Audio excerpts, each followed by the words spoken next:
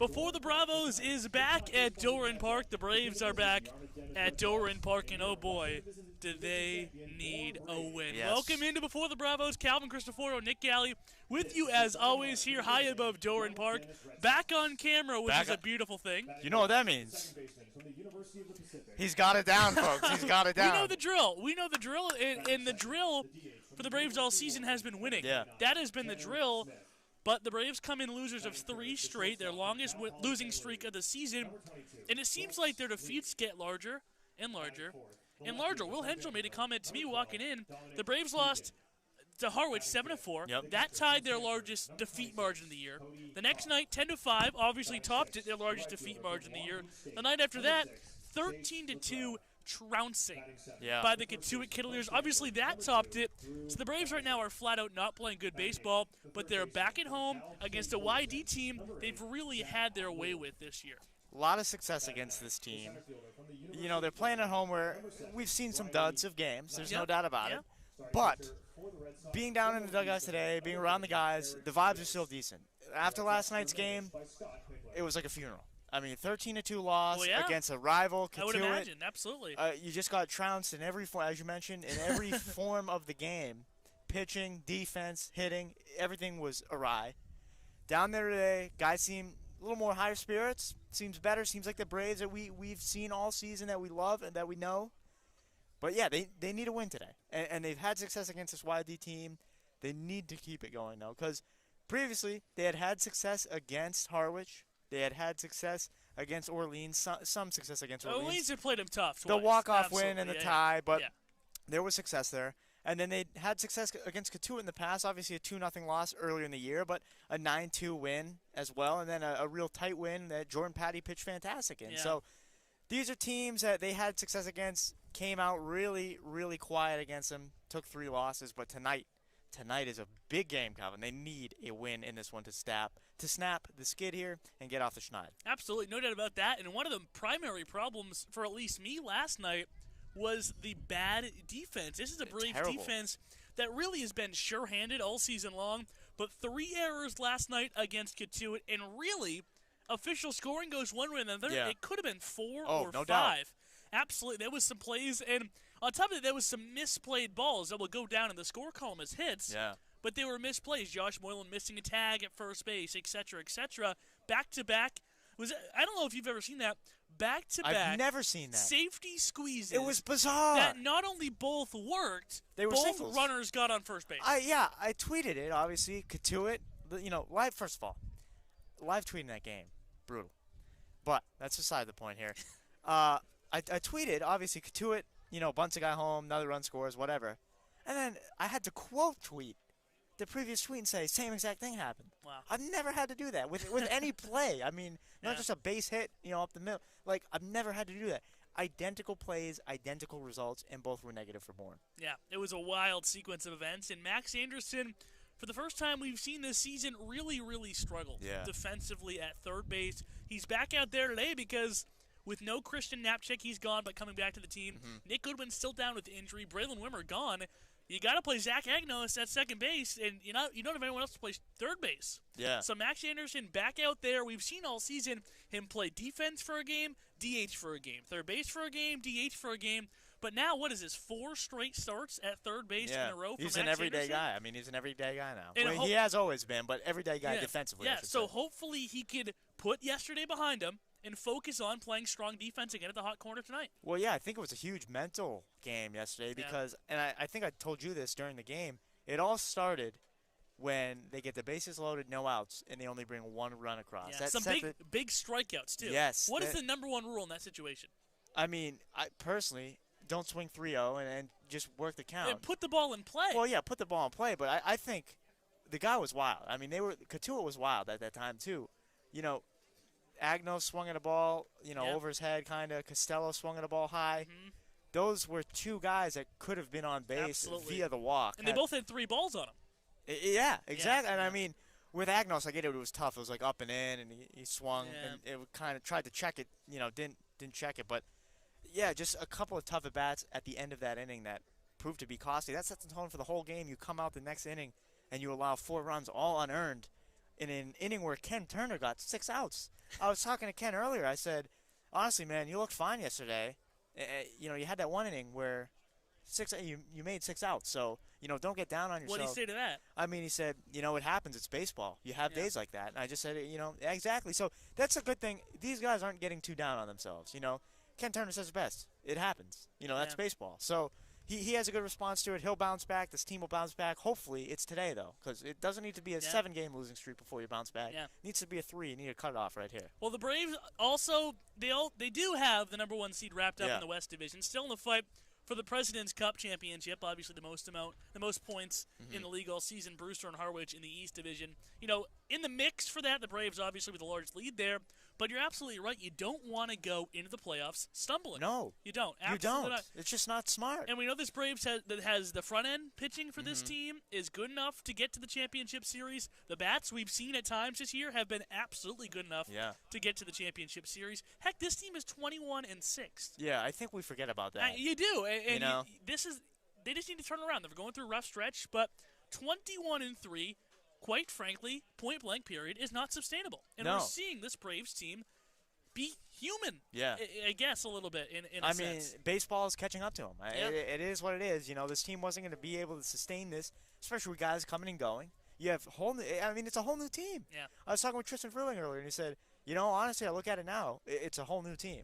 And it is. And you just got to kind of find that chemistry again that you had earlier in the year. Get those good vibes back, and you'll be fine. Yeah, well, Tristan Vreeling, speaking of him, is making this start tonight for the Bravos. He has pitched his 3rd time pitching against the Yarmouth Dennis Red Sox. Talking to my good friends who are the broadcasters for YD, they gave me this food for thought before we got on. They said YD, Tristan Vreeling will be the 4th pitcher to face YD for the 3rd time. Wow. And the other 3 pitchers making their 3rd start in those games have a combined ERA of 2.2. If you can follow what I'm saying. I kind of get. I think I. If you're following what I'm saying. I can't reiterate it back to you, but I'm comprehending if you're following what it in I'm my saying, head. essentially is the 3rd time is not necessarily a death sentence against this YD Basically, lineup. when pitchers face YD for the 3rd time, numerous times, for the 3rd time, for the 3rd time, they do just fine. Yes. Good ERA. Yes. Yep. Look at that. Yes. Put it down in Nick Alley terms. Broke it down.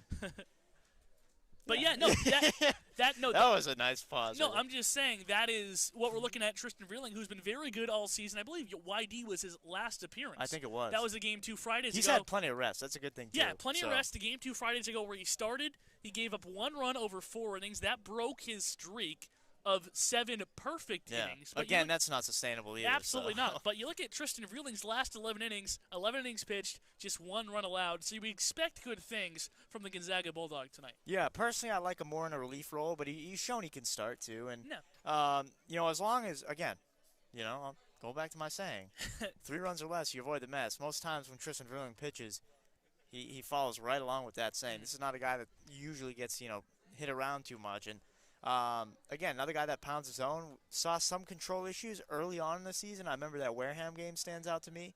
That 6-5 win. Okay. Very early in the season. Yep. I think he walked like 3 guys. But he battled back. Yeah, he walked the bases loaded. Yep. And they got the win. Yep. So ever since that happened, his control has been really, really strong. So as I said in Tomahawk Talk before the game, he just needs to continue with that because you don't want to afford putting guys on with the free pass. Absolutely, no doubt about that. And it's always a question mark on Wednesday what the bullpen is going to look like because the off day tomorrow, who's ready to go tonight? YD, like I said, I was talking to other broadcasters. They go, who do you think's coming out of the bullpen? I said, Wednesday is always a question mark. I think Dylan Bowers will be out there at some point, maybe. Eric Adler at some point. Do you have any ideas what we're going to see from this bullpen or who even the second guy in could be?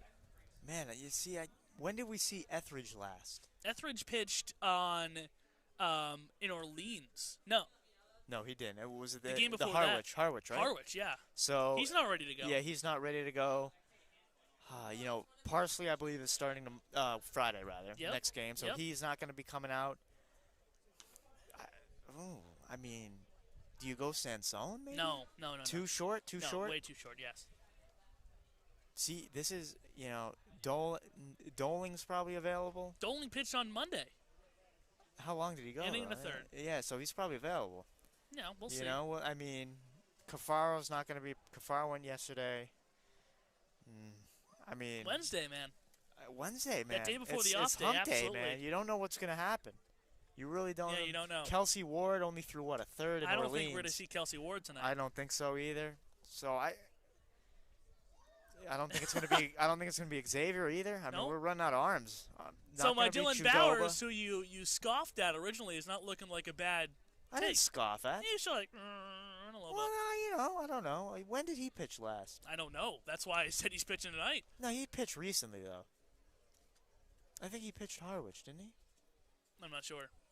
I'm telling you, the days are all turned into one. I mean, we just here we are. You know, we cover the team. We have no idea who pitched the other night, so it's like. I mean, I do. I do as well. I'm putting out names, but we just kind of know who's gone this week and who's. It's just. So, consensus is the synopsis of our conversation. Probably Bowers or. Is we don't really know who the second guy is going to be after Tristan Vreeling, so it could be interesting. And we'll see what Harvey Shapiro does, puzzling the pieces together on this Wednesday night game against YD. Let's meet the Braves lineup against the Red Sox tonight. It starts off with Joe Lampe. I'll run through it. Yeah, I'll pick out a few guys after. It starts off with Joe Lampe in center field leading off. Max Anderson, we talked about him off the top. Back at third base, hitting second. Dalton Rushing, DHing, hitting third. Colby Thomas back in right field, hitting fourth. Tanner Schobel, the shortstop, hits fifth. Josh Moylan, the red hot right now, first baseman, hits sixth. His college teammate Zach Agnos plays at second base, hits seventh. Peter Burns, the catcher, hits eighth. And Lucas Costello, making his third start of the season, still looking for his first hit, bats ninth and plays left field. I'm going to say the three guys to look for today are Max Anderson, but being my one. I want to see how he looks at the dish and, just in general. After a tough game yesterday in the field, that can get to you mentally a little bit, so I want to see if he kind of breaks through that mental funk, gets past it, moves past it, comes back with a great game today. I think he will, but we're going to have to wait and see. Second guy, it's got to be Josh Moylan. Absolutely. I mean, come on now. I couldn't be happy for a guy. I mean, this is fantastic to see him finally kind of breaking off the schneid and getting going, looking like ECU Josh Moylan, the one that we've been waiting to see. Third guy, new guy, Lucas Costello. Couple of games so far. First start yesterday. Then came in that Orleans game when Nick Goodwin went down with the cramps. So I'm looking to see Lucas Costello get his first hit today. I think he's got in him. Couple tough games so far, but I think he's starting to get his footing a little bit, looking a little bit better in BP each day. So I think we're going to see something from him tonight for sure. All right, so quickly as we back up to the national anthem here, give me your pick to pop. I'm going to go Moylan. Okay. I'm going to go Moylan. You think Josh Moylan stays hot? You're not going with Joe Lampe, who you picked for your last couple games? You're going away from him? I'm going to go Moylan tonight. Okay, I'm going Zach Agnos. I think it's a game. He's had a couple of games We're going off. with the Pirates. We're going with the Pirates. We're going with the Pirates tonight. Myself and Daniel Coates actually have the call from Doran Park. We'll get that right for the national anthem. But enjoy the game, everybody.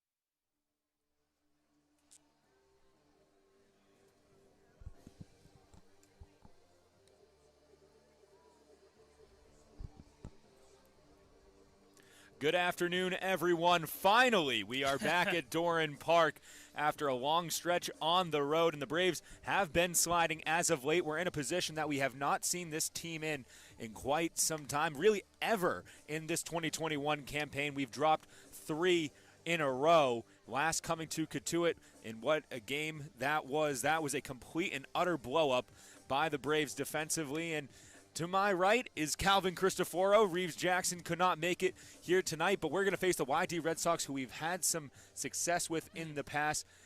And really, this is one of the bigger games that we have come across for the Braves this season as we move closer to the playoffs. Yeah, absolutely, Daniel. First of all, I'm so happy to be with you up here on the call. Here. I'm sad that Reeves isn't here, but I'm happy to be joining you here high above Doran Park for a game that, like you mentioned, is a big one, and you're at home saying, well, why is this such a big game? The Braves have already clinched the #1 seed in the West Division. They'll have home field advantage in the first round of the playoffs, but you don't want to go into the postseason stumbling. And this is a Braves team that was 21-3-3, and since then, 3 straight losses. That's not what you want to see.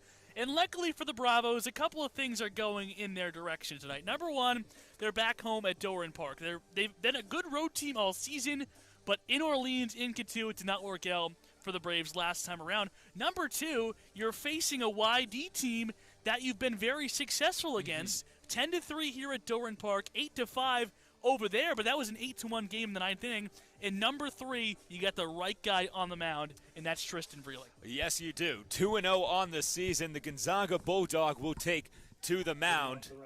For the second time, he is going to start this game against the YD Red Sox, who we are coming in 2-0 against. We have lost 3 in a row, 2 of which came from the East Division, 1 at Orleans, a loss to Harwich 3 days ago, I should say, and yesterday's loss to Katuitt at Lowell Park. And Tristan Vreeling's first pitch taken to right center. That's going to be a leadoff base hit off the first pitch seen from Hoffman. And just like that, a Red Sox on first base. Well, we talked about how there was so much build-up to this game. Hoffman wasn't messing around. The second baseman liked the first pitch he saw and drove it into right center field. That's a guy with good speed now on first base to lead off this game for YD. And a good start from YD. And we mentioned how Tristan Vreeling is the right guy to be on the mound, but you got to remember, he hasn't pitched in 12 days. The last time he was on the bump was 2 Fridays ago against these Red Sox. Hoffman going, that one shot to left field. Right there is Costello retreating. Is Hoffman, here comes the throw. A bit to the left, and there is Joshua Moylan. And defensively, the Braves are the same as yesterday. Left to right in the infield, we have Anderson at third, Schobel at short, Agnos at first, and Joshua Moylan at first, Agnos at second, I should say. And Peter Burns behind the plate. That is the only defensive change that we have seen from the Braves since yesterday's game against the Katuitt Kettleers. Yeah, and how about that, Daniel? Right off rip, the Red Sox go with the hit and run. First pitch of the game, a single. Second pitch of the game, they go hit and run. And the throw gets behind Moylan. Hoffman thinking about 3, and it looks like he's going to have it easily as the Braves need 3 to field it on the fence in foul territory in shallow right field. And not a great start. Only 2 pitches, and both have been contacted. Hoffman already threatening at third. Yeah, that's not a good start right there, Daniel. I'll put it in plain terms. Get the hit, you get an out on 2 pitches, right? So now you're fine. You're getting into a good part of the order. Brooks Lee, one of the best players in this league, just came back from Team USA stepping in, but you can't just put a guy on third base without him earning to get there. And with Hoffman at third, Brooks Lee is not the man you want to see as that pitch misses outside. And Lee batting .407. He was 5 for 5 yesterday, Calvin, with 2 doubles. Alas, I say this to Nick Galley, is that good? That is unbelievable. That's not just good. And the first strike for Tristan Vreeling here in this matchup at Doran Park. The Braves have already clinched the top spot in the West. However, as Calvin mentioned, you really can't be floundering going into playoff time if you want to be successful. Swing and a miss from Lee. Now ahead and Vreeling in his second start. Both starts coming against YD. almost 2 weeks ago at Red Wilson Field. The Braves took that one home 8-5 off early offensive attacks. Yeah, and Brooks Lee here, the batter from YD. We mentioned how he's dangerous. Cal Poly kid just came back from Team USA.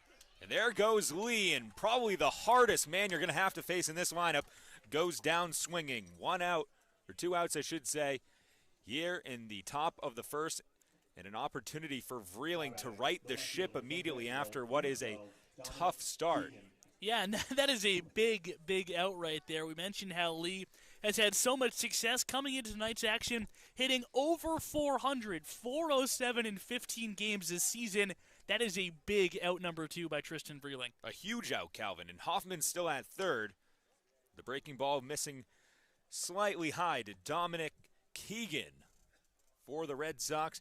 The 4-spot hitter on the day in left field, defensively on deck, is going to be Huff, the catcher. Check swing, did he go? The first base umpire says yes. 1-1. This will be big right here if Tristan Vreeling can work his way out of this inning. You know, guy on third base, got a single, bad throw over to Moylan at first, got to third. If you can strand a guy on third base with less than 2 outs in the inning, you got to feel a little bit more confident heading into your next appearance. Mm-hmm. And now ahead, Vreeling just 1 pitch away from escaping the top of the first, stranding a base runner on third. And this would be a great start. Obviously, a couple of errors early on and a couple of pitches left out in front of these Red Sox, but an opportunity to keep this game scoreless. Another foul ball in the same spot for Keegan. A picture-perfect day, as always, and it seems every time that I say that, Calvin, yeah, then I look back and there's a really dark rain cloud coming over the canal. At least you know that you're jinxing it here. Well, it doesn't look like that is going to happen. Of course, you never know. 1-2, another foul ball from Keegan. That's the third in the row. Yeah, this is a good fight here. Keegan's a tough batter. The Vanderbilt Commodore playing today at left field. He's a real tough out. 305 in 36 plate appearances this year for YD. And Tristan Vreeling, I mentioned how it would be such a big confidence booster. It's against the heart of this YD order as well. The 1-2 to the 4 spot. Swing and a miss. Dropped third strike. Peter Burns down to Moylan for out number 3.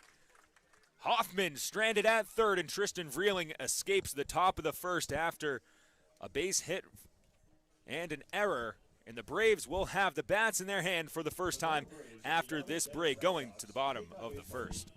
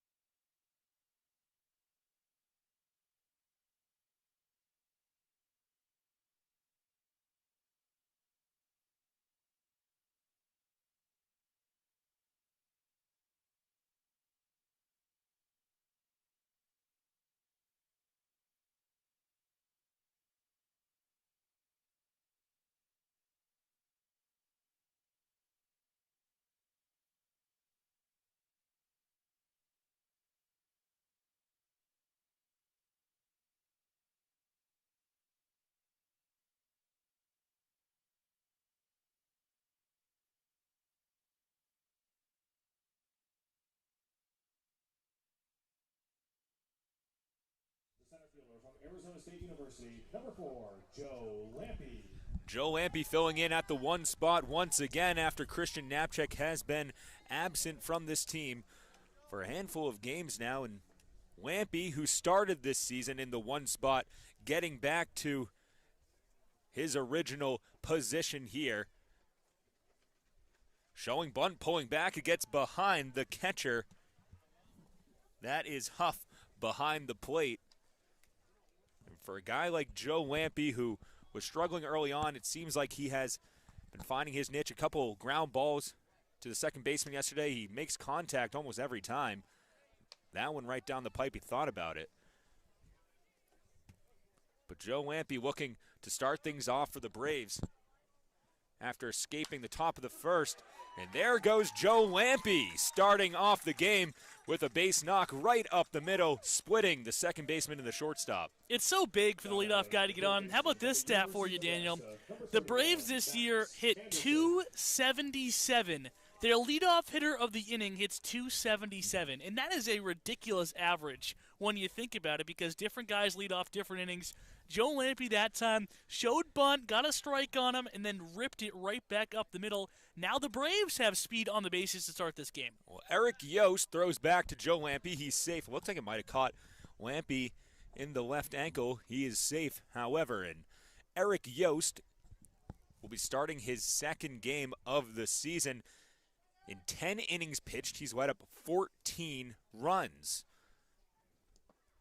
This one off the chest pad of Huff, keeping Lampe at first. Yeah, great block there by Huff. Joe Lampe is a guy you don't want to get on second base, and if he does get there, you're going to want to make him earn it. So a great job by Huff. Get the chest protector over the ball. That's just what they teach you. Keep it in front of you. Make sure Joe Lampe doesn't go anywhere he's not earned himself to be.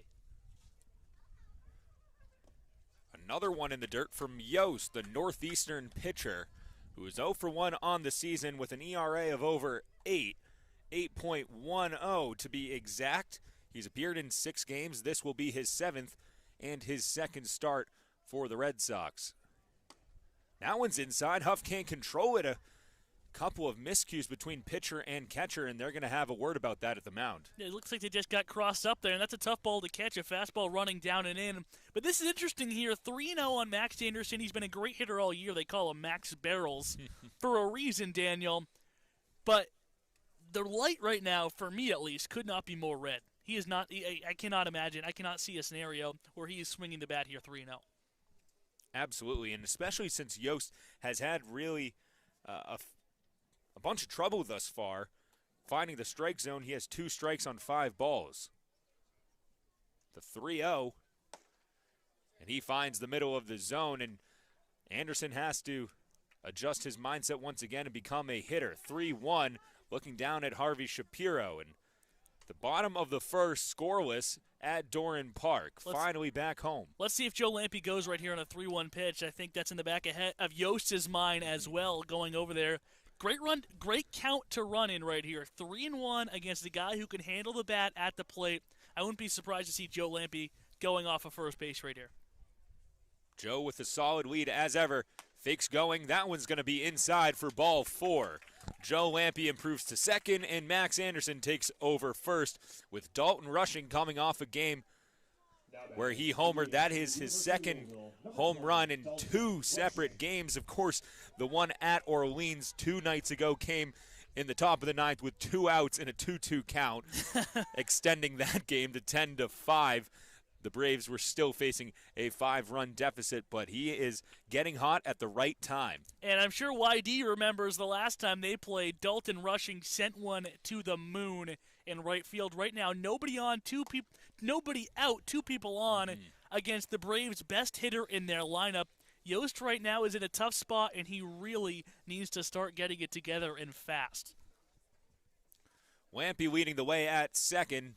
No one else I'd really rather be at second than the speedy Joe Lampe. This one taken behind the backstop and into the crowd here. And we have a good crowd on our hands, Calvin, for a Wednesday night at Doran Park, about as picture perfect as you can imagine, crisped here in the shade for our broadcast booth. But we have a handful of Little Leaguers and the normal Bourne Braves faithful coming out to see win number 22. Absolutely, no doubt about that. And like you mentioned, a beautiful night for baseball. So why not bring the family out to Doran Park? 2 foul balls. That one hit hard down the first base line. Yost getting back on track and looks like he's throwing strikes after 3 in a row. to Max Anderson. He ended up still walking Anderson for the second base runner of the game. Really big gap out there in right center field right now. The left fielder playing basically straight, the center fielder playing basically straight away, maybe a step or two in towards left field, and the right fielder rushing to pull it down the line. So that right center field gap looks very good for Dalton Rushing if he can put it there. Swing and a miss, and there goes Dalton Rushing. He tipped it, but a good snag by Huff behind the plate, and Colby Thomas due up, and one of the most dangerous batters. Another reason why he's taking over the 4 position. He's worked his way all the way up from the bottom of the lineup to the 4 spot, and for good reason. Colby Thomas is as red hot, Calvin, as any batter in this lineup. Yeah, he's getting a good swing, too, and we've seen that all season, whether that be in batting practice or in game action. He started off really slow. It was just a matter of time before he got going, and he's going very, very good right now. Sprayed down to the second baseman. Can he beat it out? Just in time, but improving 2 base runners to scoring position in a weird squibber over into shallow right infield, and that is going to do it for Colby Thomas. And again, it comes back down to performing for the Braves when they have men in scoring position. We saw this early on yesterday at Katuitt. Had bases loaded situation, was only able to score 1 after a couple of strikeouts in a row with the bases loaded. Yeah, this is the right guy, right spot here. Tanner Schobel, a guy who's been known to produce runs with 2 outs and runners in scoring position, and the Braves would love to get an early lead here. 1-0 to Schobel. Thomas coming into the game, batting .223. Of course, he has 13 RBIs, but unable to help himself there. Joshua Moylan on deck. Now 1-1, a brilliant breaking ball working from right to left. Joe Lampe on third, 2 outs in the bottom of the first, scoreless at Doran.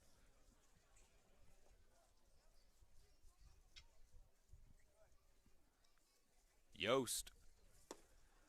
Another breaking ball has Tanner Schobel swinging and a bit in front of it, 1-2. Runners on first and second and nobody out. It would really be demoralizing if the Braves can't get at least 1 run in. And now with 2 outs, you got to imagine a single is going to bring Max Anderson in. So this is a really, really big spot for Tanner Schobel. Swing and a miss. Another breaking ball that catches the outside corner, and Tanner Schobel went for it. 2 base runners stranded in scoring position, and the Braves continue to struggle with producing when men are close to home. It's still scoreless here early on in what has been an interesting game and an interesting first inning. Tristan Vreeling to take the mound at the top of the second for the second inning in a row just after this.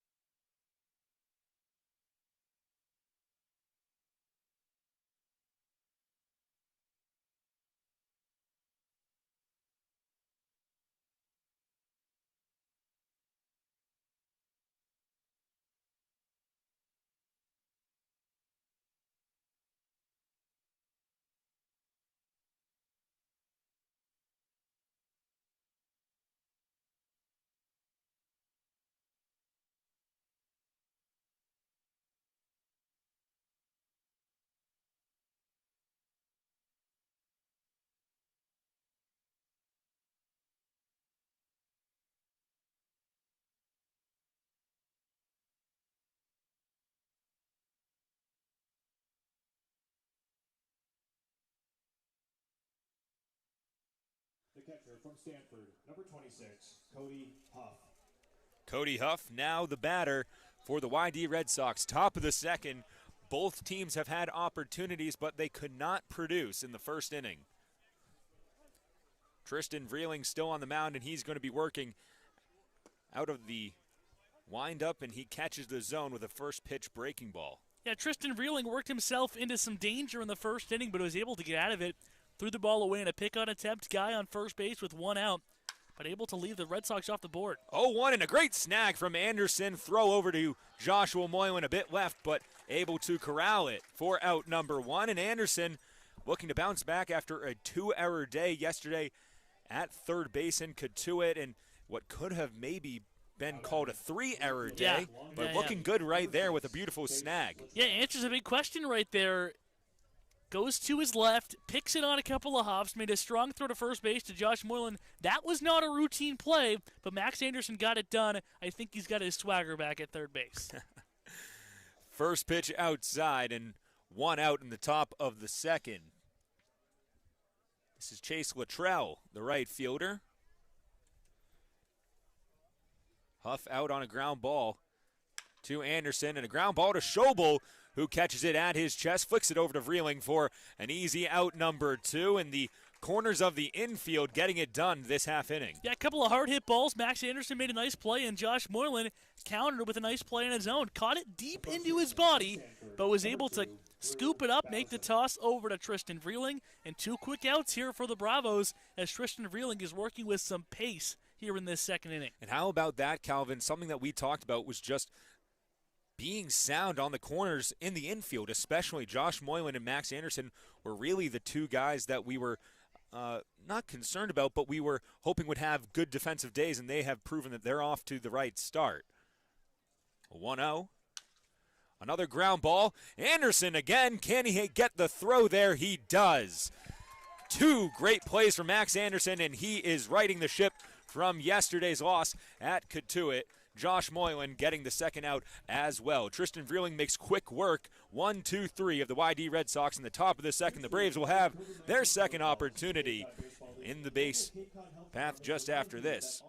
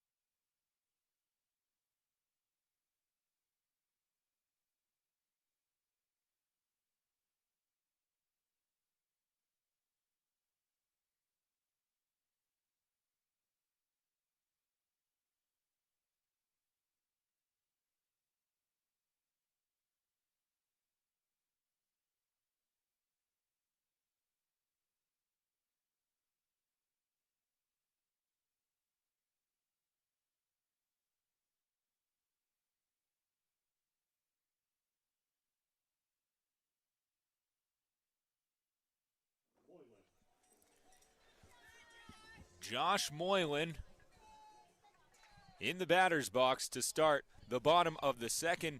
And a new and improved Josh Moylan, it seems, ever since his home run at Harwich over Froggy's pole in right field as he watches a breaking ball miss outside. Yeah, Josh Moylan 4 for 10 since his 3-game hitting streak has started up, was 0 for 1 in that game against Harwich when he hit the home run. So 4 for 9 after his homer, and he's been seeing the ball well. Player of the game, 2 out of 3 games. Hit a hard hit ball down the left field line last night. These Carolina Pirates swinging it well. Thought about it, but thought better. 2-1. Yost still struggling with his strike zone. 11 strikes on 8 balls. 2 men stranded in scoring position last inning. Now 3-1, and as you mentioned, Calvin, Moylan really getting off to one heck of a second half of this season, especially after his first home run of the season 3 games ago. And his college teammate, Zach Agnos, is on deck. A half-hearted swing through a fastball in the inner half. Yeah, Josh Moylan got himself into a good hitter's count, 3-1, but that's not the type of hack you want to have on a good hitter's count pitch. Moylan, a good hitter, and balls down and in, but couldn't get around on that one. Full count, and he's going to be back in the base path. And the other ECU Pirate slowly walking up to the batter's box. Moylan gets on base once again. Yeah, back-to-back innings, the Braves have had their leadoff hitter on first base. Josh Moylan just worked a good count. When you're seeing the ball well, you're apt to take pitches that are borderline pitches. And he had a great AB, got himself on first base. And let's see what Zach Agnos can do, who's also been slumping a little bit. 3 strikeouts yesterday against Kituitt. Let's see what he can do now, hitting out of the 7th spot tonight. He was 0 for 4 yesterday. Ball missing inside. He was 0 for 4 yesterday, but his last at-bat after 3 straight strikeouts, it was a hard-hit ball right back to the Kituitt pitcher, and exactly how they teach you in batting practice. But, again, Agnos just not finding the open space. 1-1. Agnos coming in today, 169 average, 3 homers on 8 RBIs. He's a guy that moving towards the playoffs, especially with a depleted lineup and depleted playing position players, I should say. That breaking ball is right up the middle. Will it get through? It does. Moylan might be thinking 3. He holds up, retreats back to second. And a base knock for Zach Agnos, improving on a 169 average. Yeah, that's all you need. You're in a slump. You need 1 ball to go through, get your confidence back, get on first base. Now for the second straight inning, once again, the Braves runners on first and second, and nobody out. I'd be interested to see if Coach Shapiro thinks about giving Peter Burns the bunt sign here. Maybe drop him down, get runners on second and third with 1 out, and let's see what Lucas Costello can do in the 9th spot. Peter Burns batting .204 in the 8th spot. Moylan on second. Another Pirate on first, 1-0 to Peter Burns, who has an on-base percentage of .386. Up there with the top of the lineup guys, but put in the bottom of the lineup just because of his ability to spur something that might send it up to the top of the lineup. And this one taken hard to right field. Right there is Luttrell, and retreating are both base runners for a line out into right field. Out number 1. Yeah, he hit it hard. Good piece of hitting there, Calvin. Yeah, hit it hard. Just unlucky there right at the right fielder, Luttrell, who's coming in and making the catch. Now a big spot for Lucas Costello. Not a better time to get your first hit as a Bourne Brave than with 2 runners on and 1 runner away. The Wake Forest Demon Deacon, who defensively is out in left field, taking over for Nick Goodwin, who was having some foot problems early on. He was cramping a little bit. Well, he was hit by that foul ball. Right. Fouled it off himself the other night. I think that is still hindering him. That was out in Orleans in his first at-bat against the Firebirds. First pitch, ball inside. 1 out, bottom of the second. But Costello arrived at Logan Airport the day of the Orleans Firebirds game.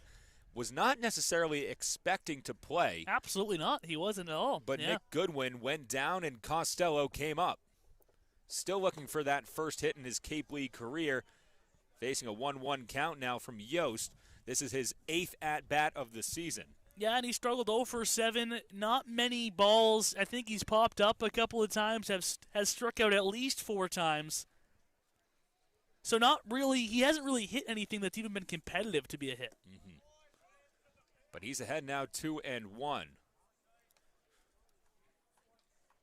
As I mentioned, this is Eric Yost, the Northeastern Husky, on the mound. We have seen Yost once, and that was July 10th in our 10-3 victory over the YD Red Sox here at Doran. This one taken to right field, very similar to Peter Burns's. There is Luttrell once again, and again, the Bourne Braves have to retreat to their original bases.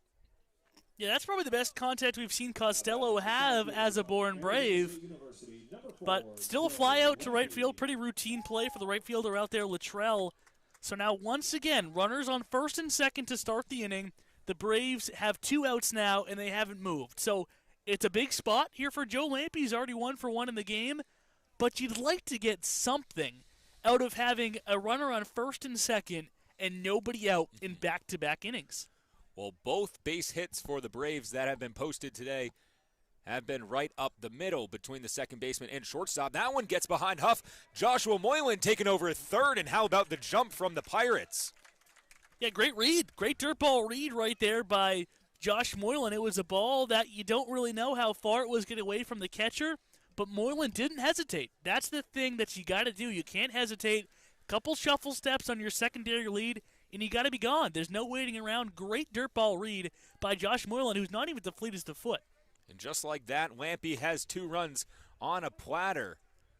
He faces his first strike, a 1-1 count. He's 1 for 1 on the day, improving on a 260 average. He has 8 RBIs, and I think a base hit could make that 10. Zach Agnos on second, and Josh Moylan stalking the third base line.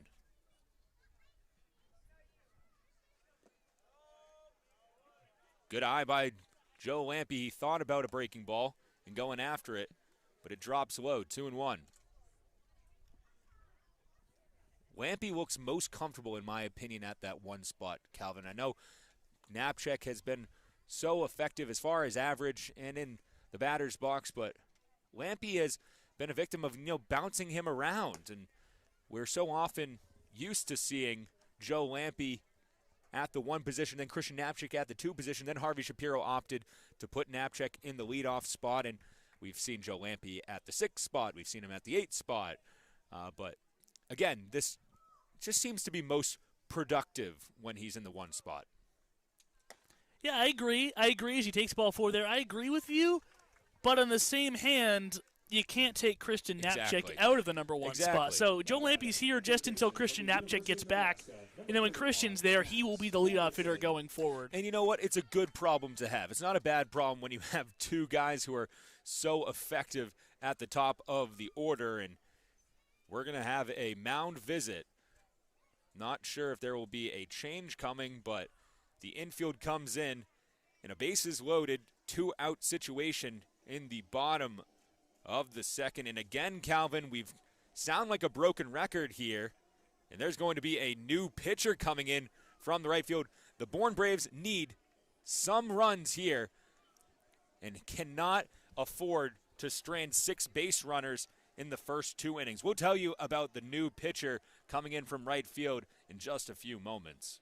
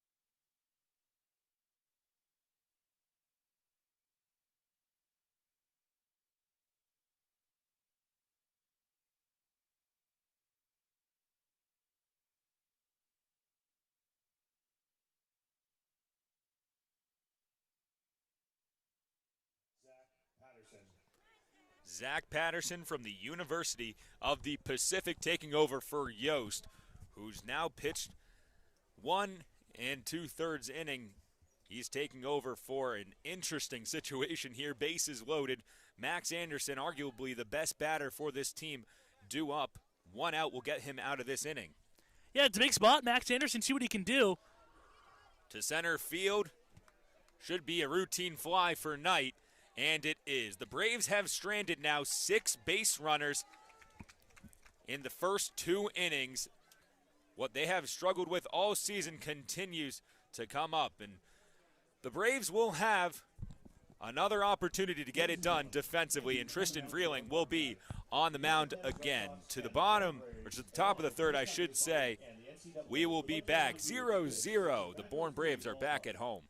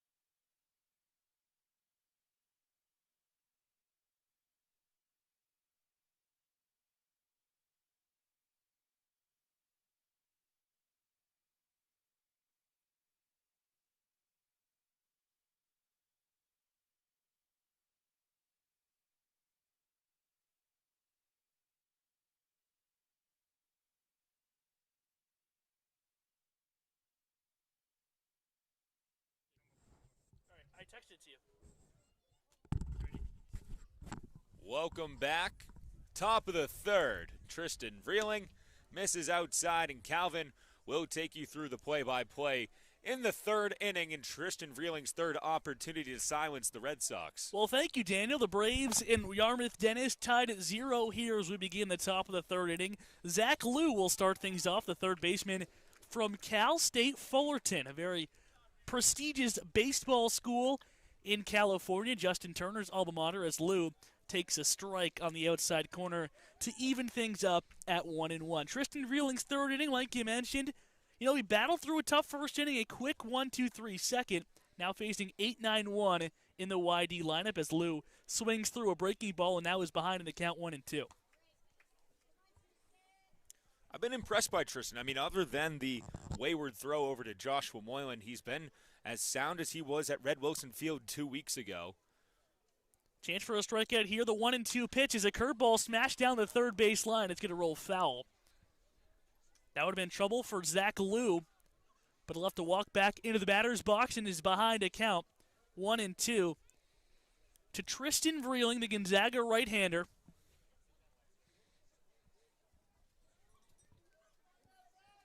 How about Max Anderson at third base? Coming off a arguably 3-error day yesterday at Lowell Park. As Liu swings through a fastball, Tristan Vreeling got it by him. It's Vreeling's third punch out of the game, and Vreeling gets Liu retired for out number 1 here in the third inning. Well, there you go, Tristan. But as I was saying, Anderson coming off a game where it seemed like he got his first error against the Cotuit Cavaliers, then really started to get in his head a little bit, started to lose confidence. He looks as confident as ever, making 2 plays at third base in the top of the second, en route to a 1-2-3 inning, and we might be seeing another 1-2-3 inning here as he strikes out Liu. Well, here's Braley Knight, now the center fielder, batting in the 9th spot. The University of Portland pilot stands in the left-hander's box, going up against a fellow West Coast Conference foe in Tristan Vreeling. How about the night we have here, Calvin? I mean, I'm not going to jinx it any more than I potentially could, but it is just stunning out here tonight at Dorn. Beautiful night for baseball as the 2-0 pitch is fouled straight back as Knight hanging around. The left-handed hitter playing center field this evening, doing a hard job on defense, battling the sun. You mentioned the weather. Center field is right where the sun is right now. Joe Lampe has to deal with it as Knight squares to bunt. The pitch is high, so he pulls back and he'll take ball number 3. I'll tell you what, other than The top of the order who is on deck, and Hoffman, who started off the game with a base knock into right center. Vreeling has been lights out with these batters. He's daring them to hit his ball. That one, a check swing. Yeah, check swing, he didn't go. So as you were saying, he's been making guys put the ball in play. Braley Knight works a walk as the YD gets their first runner on since the first inning, and that was Wyatt Hoffman, who now digs in for his second plate appearance of the game. Well, tough timing, especially there, because I was going to talk about how Tristan Vreeling has been throwing strikes. That has been the only time I've really seen him wayward in a matchup into the 9-spot hitter with the top of the order and Hoffman due up. Not the best time to do so, but he's been pitching strikes, 18 strikes on 9 balls. Make that 19 after a beautiful breaking ball catches outside. But, I mean, Vreeling's just doing what he does best, using that high-velocity fastball as his anchor and sprinkling a little spice on top with the breaking ball. Well, he's got to get through a tough hitter here in Wyatt Hoffman, who leads YD in hits with 29 and doubles with 8, already with another knock, so he's up to 30 on the season. The leadoff hitter who can really fly on the bases as well. Bats with 1 out and 1 on here in the third. Takes a ball high, so the count evens at 1-1. A lot of West Coast Conference talent on display. We mentioned Knight before him, the Portland Pilot, and now Hoffman, who plays his college ball at the University of the Pacific. So a couple of West Coast Conference guys going against a conference competitor in Tristan Vreeling. 1-1 pitch is once again high, as Vreeling, who you mentioned had the game under control, has now issued a walk and has fallen behind the leadoff hitter, Wyatt Hoffman, here in the third inning. Well, Vreeling is, a pitcher who is able to battle back, and with just a man on first, this is, the second base runner that he's had to deal with. So I'm not too concerned. I think Tristan, in order to keep the batters guessing, needs to kind of create this diversity as far as pitching and location. So let's see if he can battle back here against the 1 spot. Runner goes on the 2-1 pitch. It's a ball. The throw down is in time, but Zach Agnos cannot keep it in his glove. Peter Burns, who threw 3 guys out, his last catching appearance against Harwich, had Knight gunned down at second base, but Zach Agnos can't hang on, so it's a stolen base by Braley Knight, the YD9 hitter, and he's in scoring position for their leadoff guy and hits leader, Wyatt Hoffman. Yeah, and Agnos is going to be kicking himself about that one, because that was a perfect skip throw from Peter Burns. It would have been, one of several. I mean, up there. Absolutely. We're getting to the point where Peter Burns might be throwing out as many guys as I have fingers, maybe even more.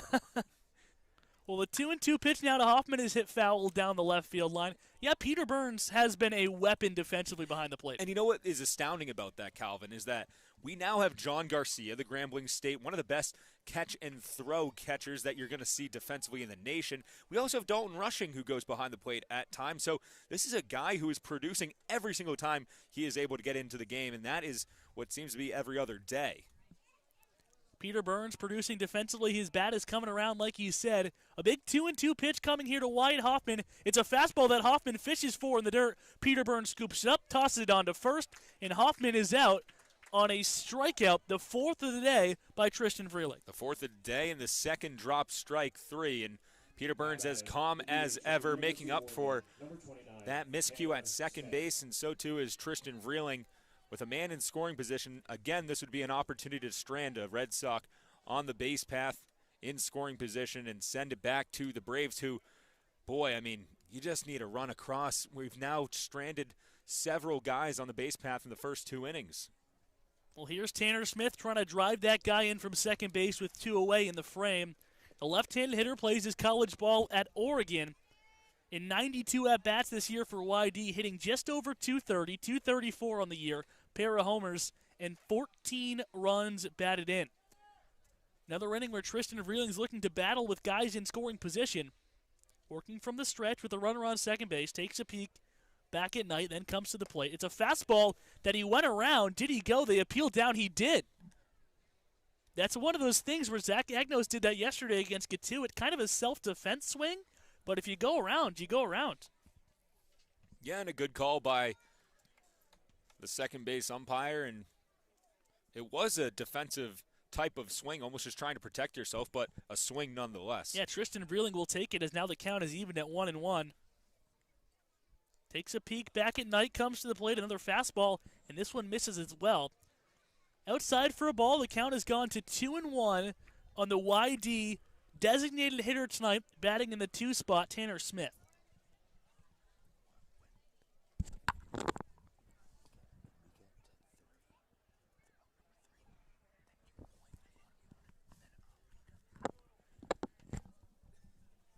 One on, 2 away. Vreeling comes to the plate, misses with the fastball once again. So the count will go to 3-1. Good hitters count here for a good bat in Tanner Smith. Seeing Tristan Vreeling for the second time this afternoon, lined out to the right fielder Costello back in the first. 3-1 count, a big opportunity to answer here. Pitch home is away, and Smith has worked a walk. So the second walk in the inning for YD will put 2 on with 2 away. And here comes the ever-dangerous Brooks Lee, who's hitting over 400 on the season. And Eddie Marco, the Braves pitching coach, wants to talk it over. Yeah, good time for Eddie Marco to come out and have a word. I mean, you're so close to ending this inning. However, the Braves have let up a handful of runs on 2-out opportunities, and usually the Braves are the ones with runs going through with 2 outs, but they haven't been able to do so tonight. Tristan Vreeling making his second start. There isn't really any action in the bullpen out in left field, but he's a starter who we can count on. I'm sure we're going to see some newcomers in relief tonight, but he's a guy who we saw mostly and expected to be in the closing position as well as the relief position, but with all the departures, you know, Gordon Graceffo, Nick Zawak, he's really taken over the starting role, and he was impressive the last time at Red Wilson Field and looking to get out of another inning with base runners on. Well, here's Brooks Lee, the YD shortstop, left-handed hitter. Struck out his first time around, takes ball 1 in the dirt. Brooks Lee got a pretty good story, Daniel. Goes to Cal Poly, and he goes there because his dad is actually the head coach, the manager over at Cal Poly. So Brooks could have got first round potentially at a high school, but said, I wanted to play for my dad. So he's at Cal Poly, and a guy who's projected to go very high in next year's 2022 MLB draft as he takes a big swing. It's in play over in foul territory. Max Anderson, though, watches it go, and it goes just over the fence. I thought that one had an opportunity to go into Anderson's mitt and stay in play, but it drifts just over the screen over there behind the third base dugout. So it's a 1-1 count here to Brooks Lee. 406 on the season, 5 home runs, 10 RBIs after coming back from Team USA. Started the year on YD, went to Team USA, and now is back on the Cape. Big at-bat against Vreeling. Leg kick and a delivery. It's a fastball hit up the middle. Zach Agnos gloves it, flips onto Moylan at first, and that will retire the side. Tristan Vreeling, with his back against the wall, produces once again, and the Braves get out of the inning. We go to the bottom of the third, tied 0-0. But before we do that, I'm up here. I'm the usual sideline reporter, so that means we have a fill-in sideline reporter. Joe Sullivan, our social media intern, is taking over for me down on the sideline. And Joe, thanks so much for taking the time to talk to us on the broadcast. I just want to know what the vibe is like on the dugout down there. The Braves, their first 3-game losing streak of the season. Are the guys down in the dumps, or do they have an upbeat attitude down there? Thanks, Calvin. Yeah, the vibe in the dugout today is a lot better than it was yesterday. Getting beat up by Katuit is never fun, and the guys, they definitely came back and took the night to mentally reset and get back into the swing of things. Here come the seeds. I completely lost my train of thought. Here's Josh Moylan. Josh, how are you feeling today? Oh, amazing. You know, it was a little toasty earlier, starting to cool off, so I'm feeling good. Yeah. Well, stay hot at the plate, will you? That's the plan. Attaboy. All right. Back to you guys. Well, Joe, thanks so much for taking the time down there on the sidelines. Thanks for Josh Moylan for coming over And talking to you, that was so good, Joe. Thanks for filling in. I know it's a tough position being down there on the sidelines, but thank you for coming on the broadcast and telling us what you see down there. What the Braves would like to see, Daniel, is some runs on the scoreboard here as we head in to the bottom of the third inning. Yeah, most certainly. I mean, we've let 5 base runners stuck out there, and we need runners across the board. I mean, we've had opportunities. We just can't break the ice. How about Joe? He's a natural down there. He absolutely is. Joe did a great job filling in for Reeves on Tomahawk Talk yesterday, and now reporting from the sideline. But it brings us to the bottom of the third inning. Here's Dalton Rushing, who punched out his first time, takes a swing, hits one high into left field, not very deep. Coming on is the left fielder, Keegan, and he will put it away for out number 1. Dalton's still trying to find the barrel of the bat. And he found it yesterday at Lowell Park with a solo shot in the third, but Colby Thomas needs to get something going here. Early on, you cannot delay a rally because especially with the Braves who are riding a 3-game losing streak, we need to take the lead first. I think that is the key to take away a victory tonight. Dalton Rushing couldn't get it done, so it brings in Colby Thomas, who grounded to the first baseman Bowser his first time around, seeing Zach Patterson for the first time, who's in his second inning of relief out of the pen. Quickly, though, 2 pitches in that miss, so it's a 2-0 count. Here to the Mercer product, Colby Thomas, trying to stay hot, batting average up to .223 on the season, 4 home runs and 13 RBIs. And when he gets a homer, he does not miss it. The 2-0 pitch is grounded foul above the Braves dugout. Pretty good one-handed grab down there in the dugout. That was Lucas Costello who made the snag down there. Great snag down there. And, you know, Colby Thomas is a guy who can absolutely clobber the ball. We saw that at Orleans, and he likes to show you, you know, the good little bat flip coming from him.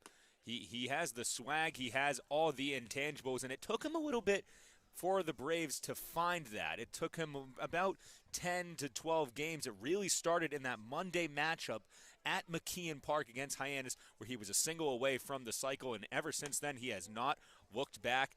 All of his production has been in the last 2 weeks. He has 4 home runs and 13 RBIs, and now he serves as the first base runner here in the bottom of the third. He gets on base. The Braves have had base runners in every inning so far, so Colby Thomas makes the trot down to first base, and here comes Tanner Schobel. Struck out with runners on second and third to end the first inning. So looking to make up for that right here. Let's see if Colby Thomas is active on the base pass, a guy who is 4th in your lineup but can also swipe you a bag. Yeah, I wouldn't be surprised if Colby went, especially with the way that this game has been going. First pitch breaking ball would have been a good pitch to run on, and it misses up and in. Thomas staying put at first base, and Tanner Schobel getting ahead of Patterson 1-0. Schobel has been as hot as any batter as well. 296, 3 homers, 12 RBIs. And Josh Moylan, who's on deck, who might have an opportunity for his 3rd or maybe 4th RBI, I should say, of the season. So he could be a guy coming in tonight in the 6th spot who can make a real difference. He's already gotten on base with a walk, and there goes Colby. Colby Thomas off to second base. The throw is not in time. Colby is in there safely, came off the bag. The second baseman Hoffman tried to catch him off the bag, but Thomas able to get his hands back on second base before, so he is safe. He's in there at second base with a stolen bag. He definitely beat the throw. It was whether or not he was tagged when he came off the base, but able to scramble back to second soon enough before the tag got there. So he's on second base with 1 out here in the third inning, and a very good hitter's count for Tanner Schobel, whose average is up around 300. Patterson kicks and fires. Schobel hits one high to left center field. Going back is the center fielder Knight. He gets under it. Thomas tags from second. He's on his way to third. The throw is offline, and Thomas gets in there standing up. Pretty hard hit ball to Tanner Schobel. If that was down the left field line, it probably would have been in the Braves bullpen, but it moves up Colby Thomas 90 feet. So now with 2 outs, he's on third base, and a chance for Josh Moylan to drive in another big run. Tanner Schobel is the king of the 394 ball there in center field. I mean, he hits it as hard as anyone, and dead towards that flagpole out in center field. And, you know, if he had redirected some of those balls that he sends right up the middle, he could be looking at a handful more of home runs. But Josh Moylan, as I alluded to, now has an opportunity for his 4th RBI this season. Colby Thomas down the third baseline. He looks at 1, but this is a huge opportunity. This is an opportunity where you cannot strand the 6th base runner. Moylan hits one on the ground to first base. It's a backhanded play by Bowser. He scoops off to Patterson, and for the 3rd straight inning, the Braves strand a base runner at third base. The Braves have had their opportunities, but they can't score.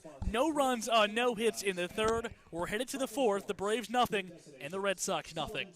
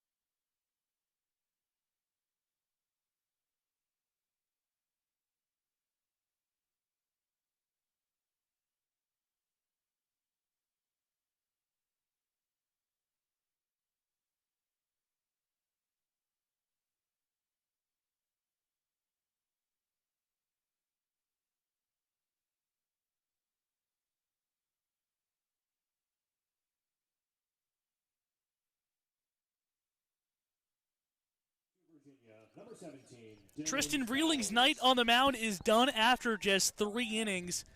Dylan Bowers, the first guy out of the pen, the future Virginia Cavalier, makes his trip to the mound. Daniel Coates has stepped out. I got Nick Galley, Braves beat reporter, joining me. You caught us on Tomahawk Talk, you caught us on Before the Bravos, and now you're catching us in the game live broadcast. Nick, what's going on? How's the story coming together? Oh, you know, we basically just got that, Bourne's playing Brewster on Friday. That's about it. That's all we have typed right now because this game is still very much up in the air. So the story needs to write it. Someone better score soon because the story's got to get written, Kyle. You're telling me a 0-0 game in the 4th inning is still up in the air? Yeah. That's a bold take. That's a bold take.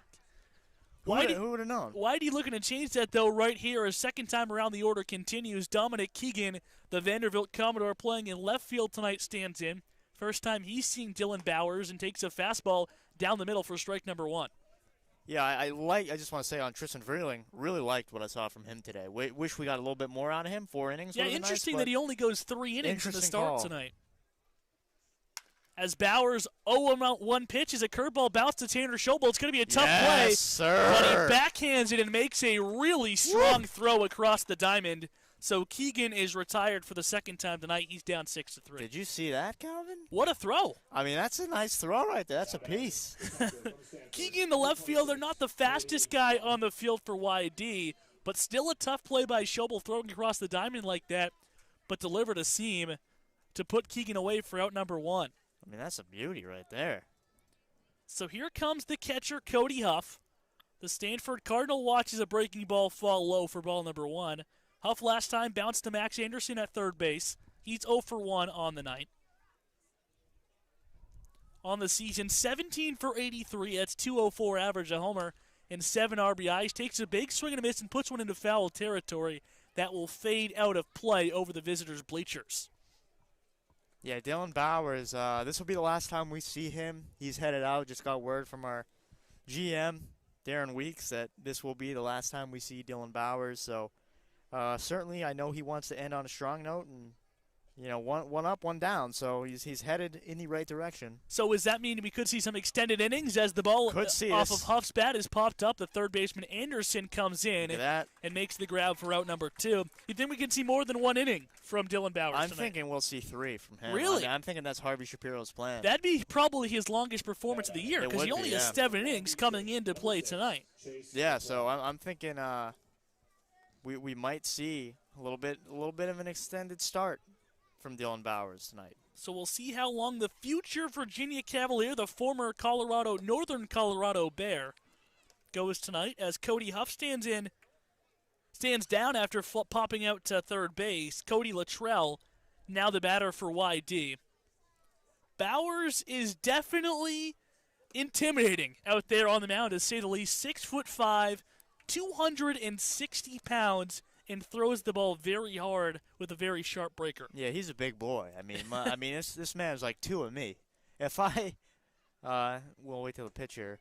If I stood on, if I cloned myself and stood on my shoulders, put on a trench coat like you see in the movies, I would still need a ladder to high five Dylan Bowers. I'm not sure if that's entirely accurate, but Bowers ahead of the hitter 1-2. The 1-2 pitch is fouled away down the left field line as Luttrell spoils one there. We'll see another pitch at 1-2. I don't know if 2 of you is smaller than Dylan Bowers. It is. Because I think you are taller than, what half of Dylan Bowers is. I don't think so. We'll double check on that during the break. But a 1-2 pitch upcoming to Cody Luttrell. Bowers kicks and delivers, and Luttrell watches it sail high and away for ball number 2. What do they have Bowers listed at? 6'5", 260. Yep, 6'5". They have him listed at 6'5", but rumor has it this man is actually 10-1, I think. I think they got him a generous listing. Well, the 10-1 pitcher can't get it to hit the outside corner there, so the count is run full. Good at bat here by Cody Luttrell, the right fielder, after YD got 2 quick outs here in the 4th inning. Luttrell making Bowers pitch a little bit. It's lower end of 10-1, but it's 10-1. The 3-2 pitch upcoming. A breaking ball hit into right field. Retreating is free. Colby Thomas. He's under it and puts it away for out number 3. That's free butter right there. So that's free butter. The tallest pitcher in the Cape Cod League, according to Nick Galley, gets a 1-2-3 top of the 4th. We're heading to the bottom half of inning number 4. Still no score here from Doran Park. Call 866-ASK-BARRY or go to Mosquito.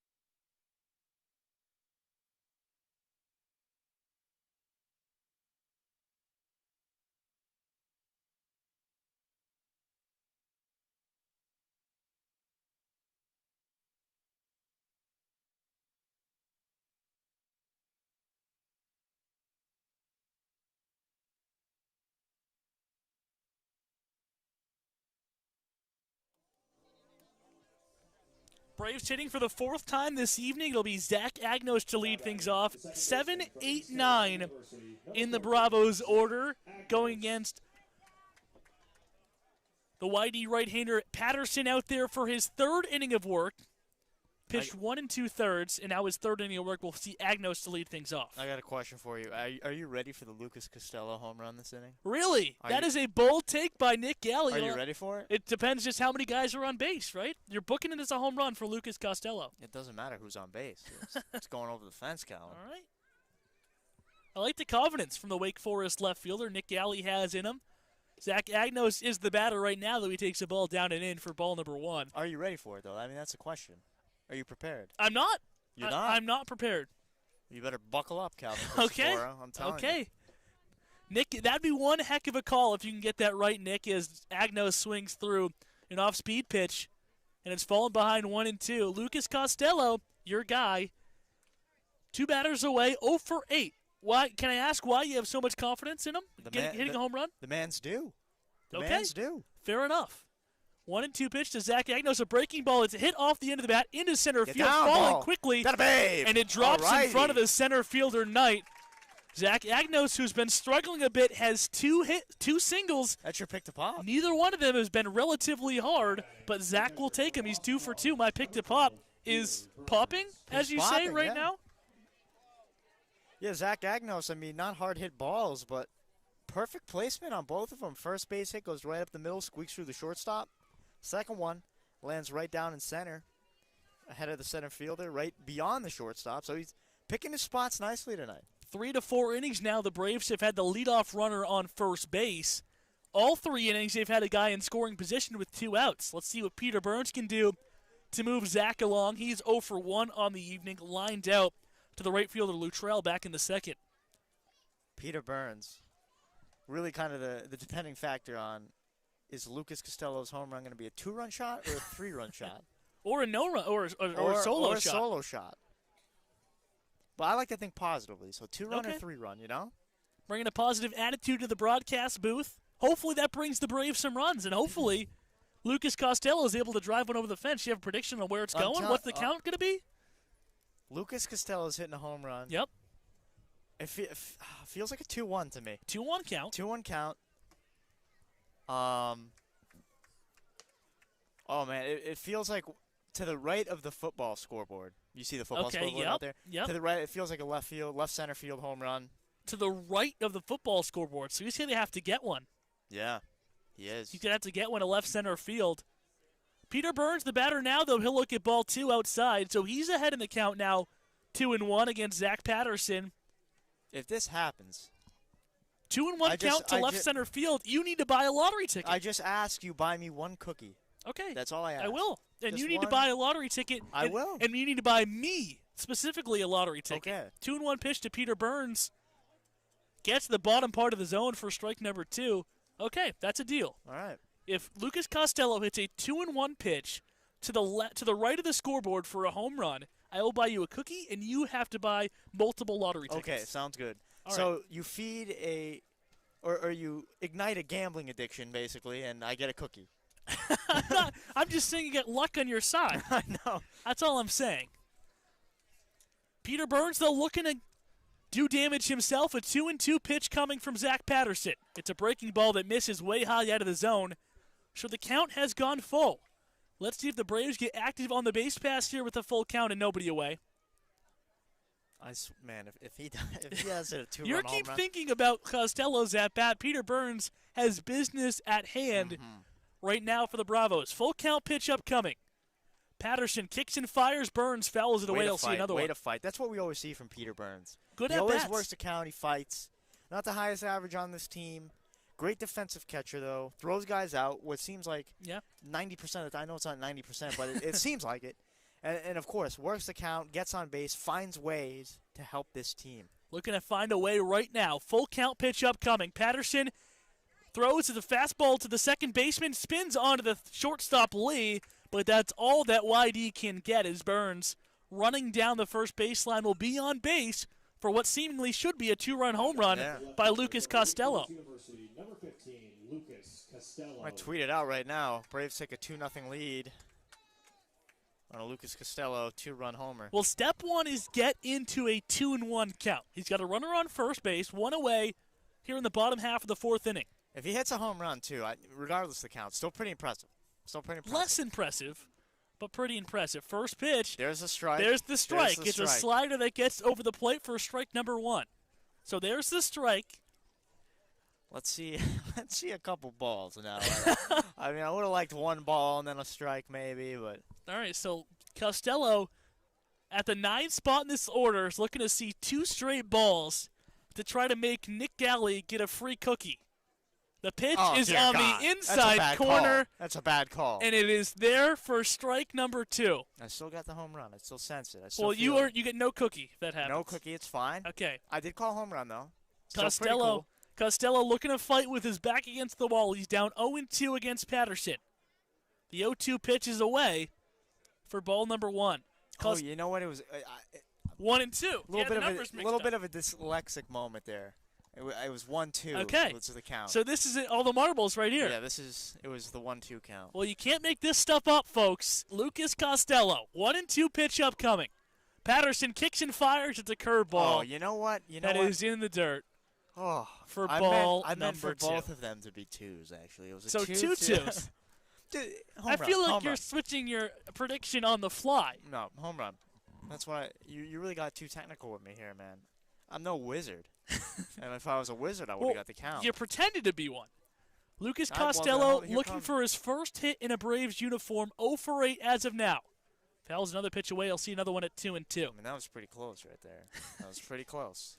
Costello, who is the primary leadoff hitter for Wake Forest this season, in his 3rd game in a Braves uniform, flew out to the left fielder Keegan back in the 2nd. He flies it, right? Flew it to the right fielder Keegan. Oh, yes. Back in the 2nd. No Pitch way. is hit high and deep No to way, no left way, center no. field, but going over is Knight. He'll have room, Oh, man. and he will put it away Oh. for out number 2. For a second there, I thought it might have been happening. So Costello, though, who was 0 for 7 coming into this game tonight, has hit the ball hard twice, so that's encouraging You like signs. to see that. Maybe you'll have to come back on in the 6th or 7th when he's due up to see if your guy can get one up in the air. I feel a home run from him tonight. Okay, there we go. You keep changing your prediction, but I know. it stays I'm gonna keep realistic. It's going to be next Tuesday. I'm going to say, I still feel a home run from him. So now there's 2 away, and Zach Agno's still at first base. Joe Lampe, who's been on twice, gets his 3rd plate appearance here in the 4th, and he watches an off-speed pitch go down low for ball number 1. Lampe singled up the middle in the 1st, took ball 4 in the 2nd. Seeing Zach Patterson for the first time tonight, though, and is a good hitter's count, now up 2-0. Yeah, Joe Lampe. I mean, this entire lineup has been good for the majority of the season, but the leadoff spot has been fantastic. I mean, they whether it's Lampe, Christian Knapczyk, early in the year we saw Fedko lead off once. I believe it was just once, but I mean, these guys know how to get on base and kind of get things going, and it's been really, really beneficial. I mean, obviously, if you get your leadoff guy on, then especially start a game, that's huge. Well, you missed the stat. I told Daniel, the Braves leading off an inning. The first batter in the inning this year for the Braves have hit 277 this year. First hitter in an inning? Yes. So that's all not. As Lampe drives to it in right center field, this could bring a run in. Peter Burns rounding second. He's on his way to 3rd. Harvey Shapiro's get away from home. The catcher rambling around 3rd base on his way to score. Score standing up. Joe Lampe has an RBI double, and the Braves have the lead at Doran Park. Look at that, baby. That was gap all the way. All the way. I mean, there was no doubt about it. Lampe places it perfect. We saw Agnos place a single perfect early in the inning. I mean, the Braves are making some nice contact tonight too. Even on the outs, it's been solid contact, and it pays dividends right there. How about Peter Burns, too, scoring all the way from first base? I mean, he was hustling.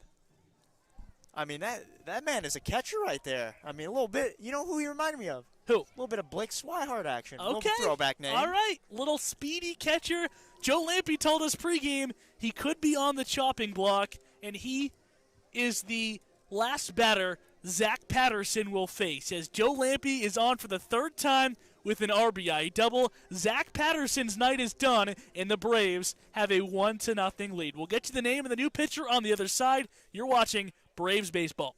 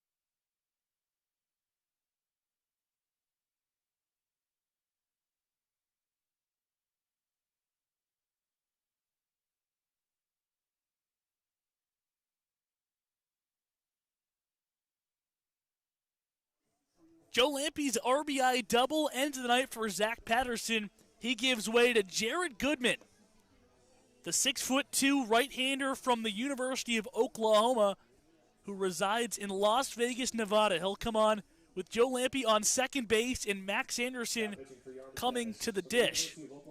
Number 23, Jarrett Godman. Godman kind of has a three-quarter-ish arm slot on the mound, tough for right-handers. Let's see how Max Anderson deals with it in his third at-bat of the afternoon.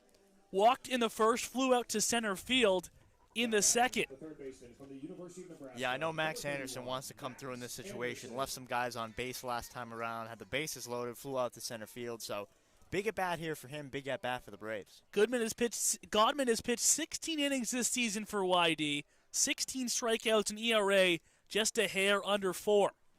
Let's see how Anderson deals with the YD right-hander as Lampe leads off second base. A hit will score the Arizona State product, in the first pitch is a slider from that funky windup that comes across the plate and is on the outside corner for strike one. It's like a little Louis Tiant in there. Yeah, it's a three-quarter arm slot as well. So tough on right-handed hitters. Not as extreme as El Tiante, but a little bit of it Rocking the there. number 23 as well. Yeah, a little bit of it there. Another slider, this one too far off the plate, though, so the count will even at 1. Max Anderson, who had his struggles yesterday on defense against Katuin, has made a couple of plays at third base tonight. Looking to do it with the bat here and drive home the Braves' second run of the evening. Big at bat here, big at bat. 1-1 pitch is another slider, and this one gets to the outside corner. Nick Galley and Max Anderson agree they don't like the call. I mean, that's outdoors. That is outdoors. So now 3 straight breaking balls for Godman out of the bullpen. You got to imagine a fastball up and in's coming here, right? I think he might go, if he's getting that slider call away, he might go right back to that. Let's see what he does on the 1-2 pitch. Godman takes a peek on Lampe. Comes to the plate. It's a fastball that Anderson hits high, drifting foul above the first base dugout, and it will get out of play into the construction area behind the YD bench. Do we know what they're building over there? I don't.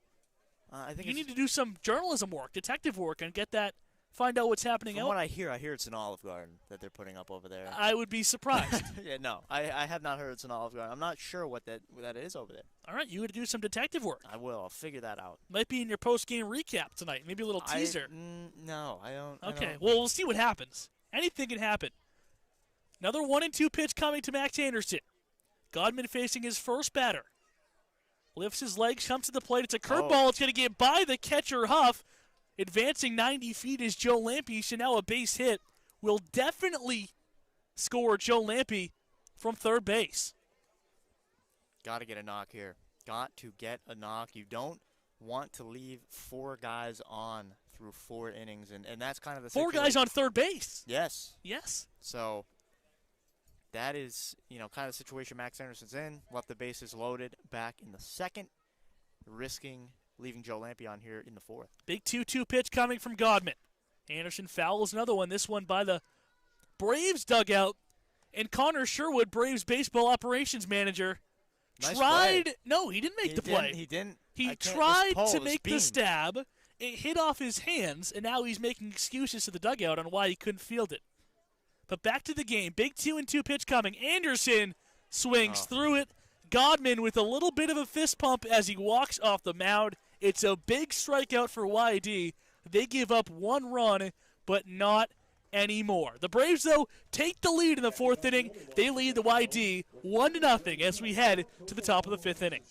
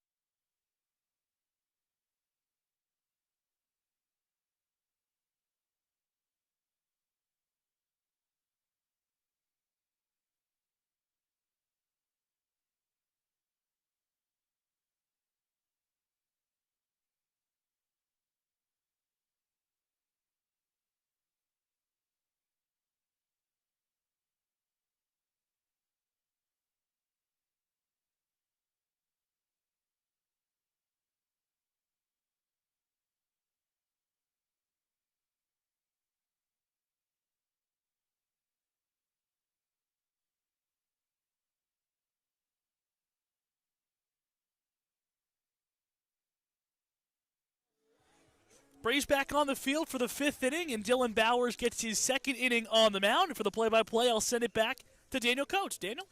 Thank you, Calvin. Dylan Bowers on for the 2nd inning. And Dylan Bowers, who went 1-2-3, looks to do that just again against the YD Red Sox. Thank you, Nick Galley, our beat writer, for coming on with Calvin. A great 2 innings of play-by-play from Calvin Cristoforo, taking in for Reeves Jackson, who could not make it tonight as the lights are on here at Doran Park. Max Anderson striking out. That sends it to the top of the 5th. Interesting socks. What do you think of the sock style right now Bowser's rocking? It's like they're like 3 striped socks, but it's just like a white outline. It's not like any different colors. Yeah, I don't think I've seen a sock like that unless it's a different color of red. It's interesting. I didn't even notice that. I thought you were talking about the ones that Drew Bowser was wearing. Bowers versus Bowser. Those are definitely the Red Sox that. Yeah, that's what I was saying. I was saying Bowser's socks. Oh. See, Bowser's and Bowers and Bowers. It gets confused. I can see where you can get confused. But no, I do like those. I think they're sharp, actually. It's just a different change of pace. They're definitely a different style. That is a line shot to left field. Costello going back. It bounces over the wall. He puts up his hands. And a ground rule double for Bowser. Smart to put up his hands. We saw what happened last time the Braves were here and the hands didn't go up. It was ruled a home run. It's so hard to tell if that bounces over the fence or goes over the fence. Costello, though, wisely puts his arms up to let the umpires know that Bowser only deserves 2 bases. Yeah. Well, a great rip there from Bowser. Off of Bowers, that's the first hit off of the new UVA transfer on the mound tonight. The sun slowly going down. Still rays of sunlight coming across Doran Park. And a full crowd tonight. Showing bunt foul. Yeah, probably a smart decision to bunt here. The YD Red Sox have been struggling to score runs. Lou, a guy who can handle the bat here in the 8th spot. And definitely bunting. Sure, you want to move the runner. That's your first priority. But you're not really giving yourself up because Lou's a guy who can definitely beat out a ground ball. He's got the speed to do it. Well, he's coming in with a 131 average. 8 for 62. High fastball. That's going to drift a bit too high, 1-1. Peter Burns jumping right up for Zach Lou. He has 5 RBIs on the season. The Braves were able to secure the first run of the game off a Joe Lampe RBI double. An absolute laser into right center. Bowers, Lou showing bunt, shallow. Peter Burns calls him off. The throw bounces off the grass and into right field, and scoring will be the first base runner for the YD Red Sox. And it is a 1-1 game. A rare miscue from the Boston College catcher. And just like that, Lou takes over second base. Yeah, just a bad throw by Peter Burns. He rushed it. I told you about Lou's speed, how he can get down the first baseline. Peter Burns, I think, didn't think he had as much time as, I think he thought he had a little, I'm troubling with my words here, but you're good.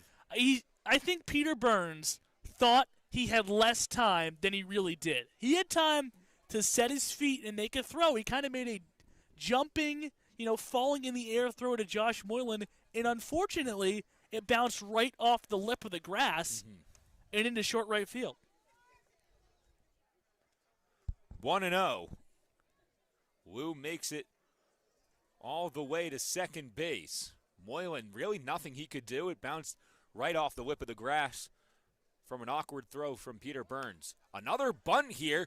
Bowers fields it cleanly. The throw over to Moylan is on target.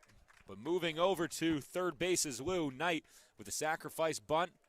That's out number 1. And the Braves now facing a tie game.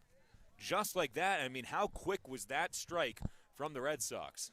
Yeah, right? Quickly a guy on second base on the ground rule double. A bunt that ended up getting him in on the error by Peter Burns, getting him to second base. Another bunt, now you get a guy on third base. And YD, in a flash, has a chance to take the lead.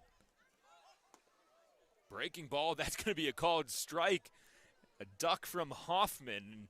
The movement on it guided it right back into the shallow part of the zone. 0-1. Lou still on third. A challenging situation here from Bowers. The infield is in. Swing and a miss, another breaking ball. Hoffman a tough hitter as well, so this is a big at-bat here for the YD leadoff hitter. Dylan Bowers goes breaking ball to get him 0-2. Let's see if he tries to come with a piece of cheese here or stay with his off-speed stuff. Well ahead. Bowers throws one well before the plate. Lou stays at third base after a good stop from Burns. Now, what a stop by Peter Burns. That was a fastball. You're not expecting to have to block a fastball, but Peter Burns gets his chest over the ball, keeps it in front of him. He's shaken up a little bit because Bowers, he throws the ball hard. It's coming in there with some tempo, but Burns, a big, strong defensive play to keep that runner 90 feet away.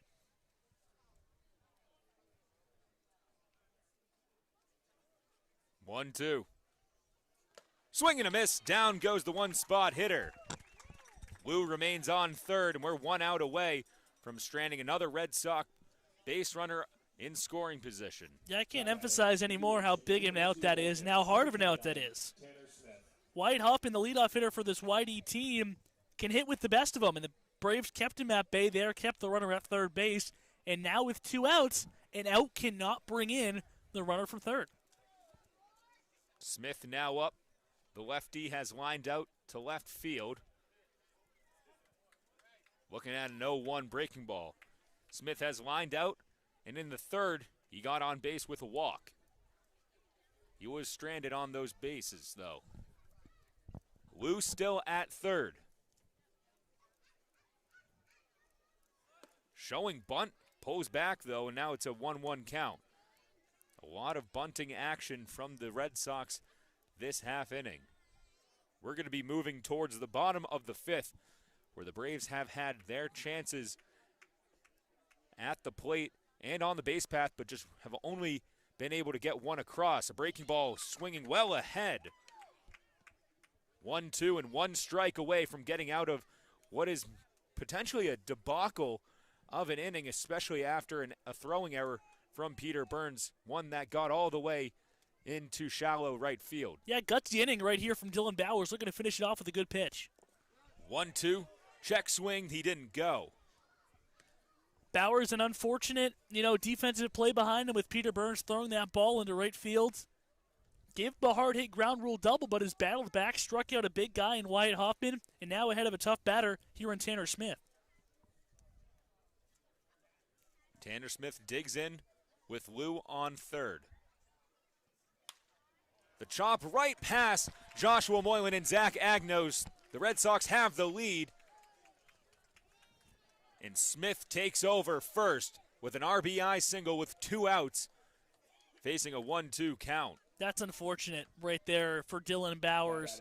Breaking ball on 2-2, and Smith's body was gone. Smith's body was expecting a fastball, but was able to get his hands through good enough.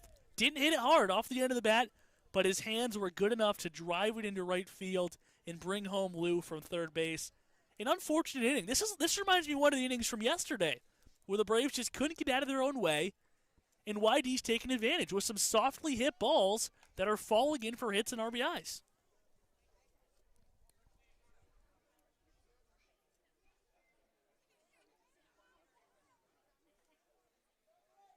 Smith on first, an RBI single. Fastball high and outside, now 2-0. And Bowers from Northern Colorado transferring to UVA has led up 2 in this half inning after the Braves briefly took the lead. The Red Sox have stolen it on the Braves' home turf, the 2-0.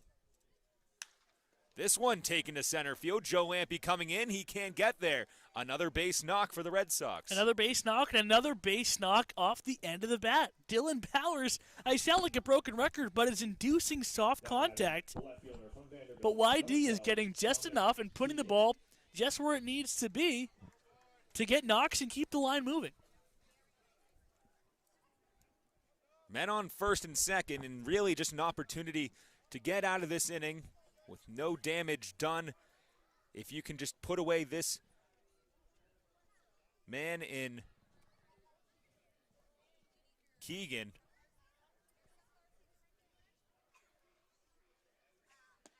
The breaking ball catches for strike one, and if you're allowed to strand, or if you're able to strand two Red Sox on first and second, you can get out of this inning still trailing by one, and we're going to have to get the bats going at some point. It's not like they haven't shown up tonight.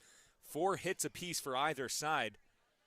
But the Braves, really, their woes continue as far as clean defense and taking advantage with men in scoring position, it seems. Yeah, absolutely. The Braves need to hit better with runners in scoring position. It's that simple. And Dylan Bowers has to get him in the dugout, but that's what they got to do on the offensive side of things. Trying to chase him with a fastball. It misses 1 and 2. This is for Keegan, who's 0 for 2 on the day. One of the few Red Sox who's batting above 300. This will be his 39th appearance to the plate for the Red Sox. He only has 11 hits for them.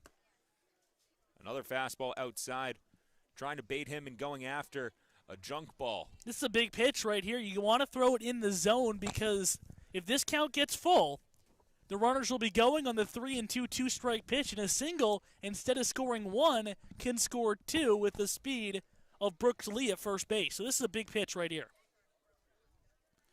2-2. Swing and a miss. It gets away from Burns. He's going to have to corral it. The throw down to Moylan is going to be secured. And a third strike dropped for out number 3, gunned down to Moylan. But the Red Sox storm back with 2 runs and take the lead on the road. The Braves again face a deficit and are looking to avoid their 4th straight loss. The Braves will have an opportunity to get more runs across just after this break. 2-1. The Braves trail by 1.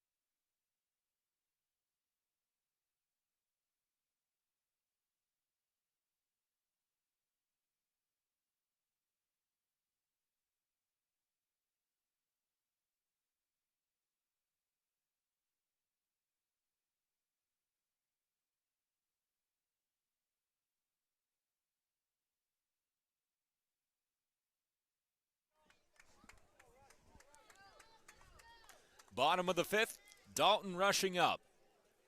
The Red Sox have stormed and taken the lead in the top of the 5th. 2 runs across.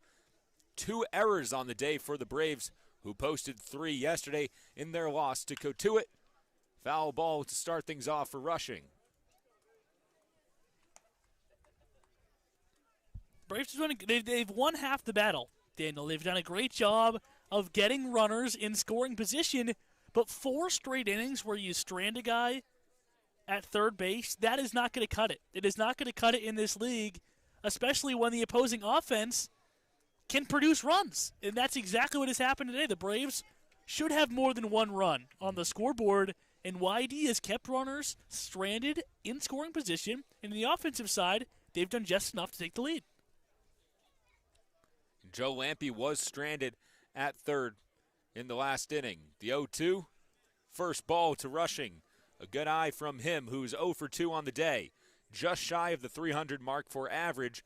He has 20 RBIs. That's the leader for this team. 6 home runs. That's the leader as well. 1-2. This one taken high and deep to right field. Going back is Luttrell. Will it be gone? It bounces off the wall. A stand-up double. Will he think 3? No. He puts on the brakes at 2. And a lead-off double from Dalton Rushing. 1 for 3 on the day. Well, Dalton Rushing hits it. You got to assume it's gone. When you see the right fielder drifting back like that, Dalton got so close that time. It's really, really hard to put one out of right field here at Doran Park. I think the hardest place to hit a home run for a left-handed pull-side hitter in the Cape. He got a lot of it, just not enough to get it out of here. I'm trying to think of an objection to the rule, but I'm thinking 9 other Cape League ballparks, that's a home run. That is in the trees at YD. Oh, yeah. No doubt, especially with the wind that we saw 2 weeks ago. No wind really here at Doran. Showing bunt directly foul to the left for Colby Thomas. A rocket to right field, and it just bounced shy of the wall in right center, well out of reach for Luttrell and Knight on the right side of the outfield. Colby Thomas 0 for 1 on the day. Faces an 0-1 count. He walked back in the third. A half-hearted swing on a fastball well outside. I think the second that Colby Thomas started to go after that one, he realized he made a mistake. Yeah, not a good swing. That's one of those wipeout sliders that Goodman likes to throw. It caught Colby Thomas off guard. Now he's going to battle with 2 strikes. Choking up with an 0-2 count. Godman from Oklahoma. Swing and a miss. Down goes Thomas. He ends up not going. It was dropped, but Colby Thomas walks back to the dugout. Tanner Schobel now has a man in scoring position. This is an inning where the Braves need to respond after Dalton Rushing got things off to a good start with a leadoff double. Yeah, absolutely, and I mentioned it last inning when Nick was on. Goodman's 3-quarter delivery with the slider that he has is really, really, really tough on right-handed hitters. They got to know that this slider that looks good, is going to fade out of the strike zone, and Colby Thomas just couldn't keep his hands back and wait for that slider to go out of the strike zone. That's why he swung and missed at it 2 times in a row. Godman is throwing strikes, 11 strikes on 4 balls. A slider misses outside. On deck is Joshua Moylan, but here comes Tanner Schobel, 0 for 2 on the day. He struck out in the first and flew out to center.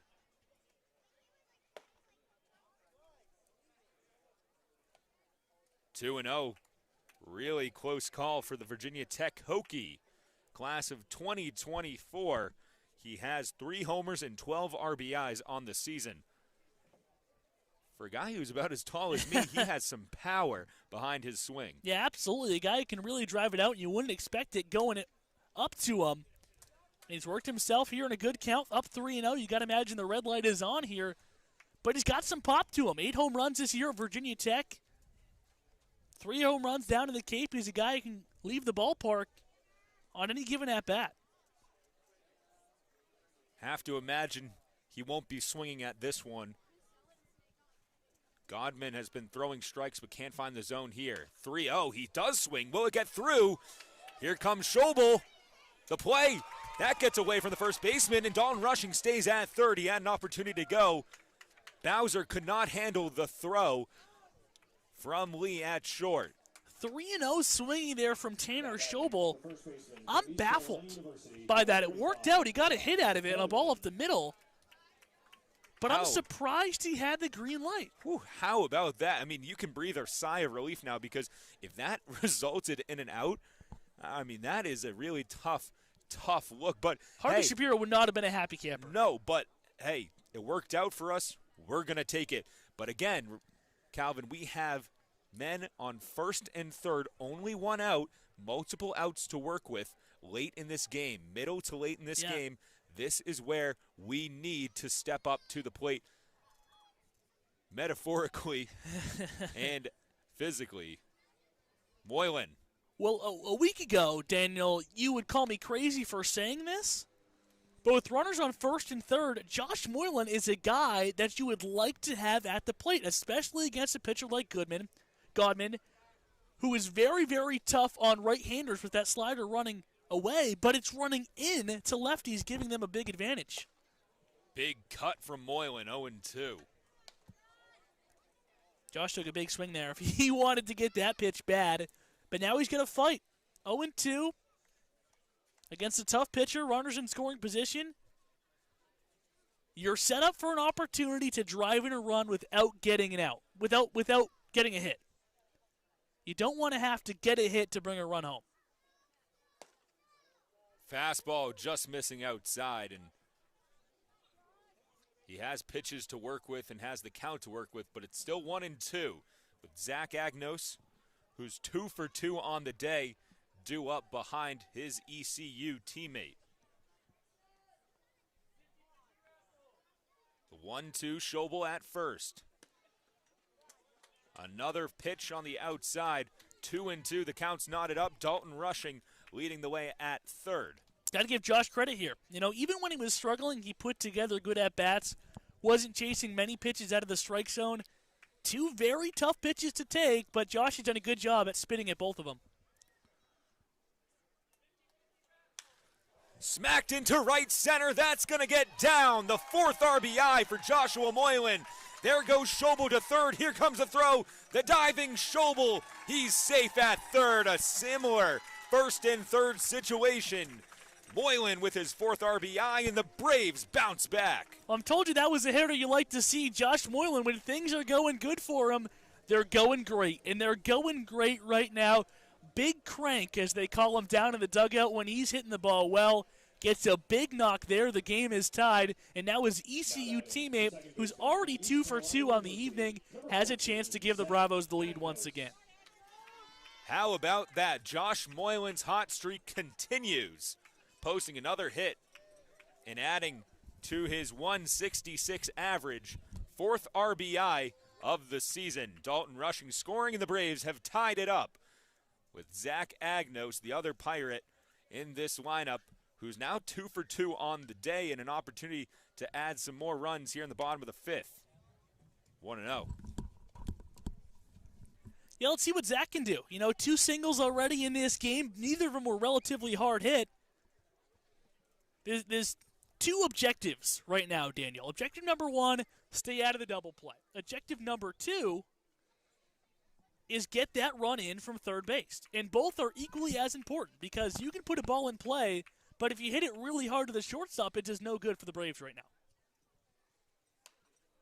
Fouled off on the inner half of the bat, 1-1.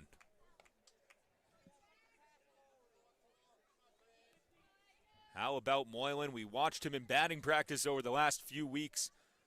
And this week in particular, it looks like he is seeing the ball really well. The ball is coming off the bat far differently than it has early on this season. 1-1, showing bunt. Fouled off.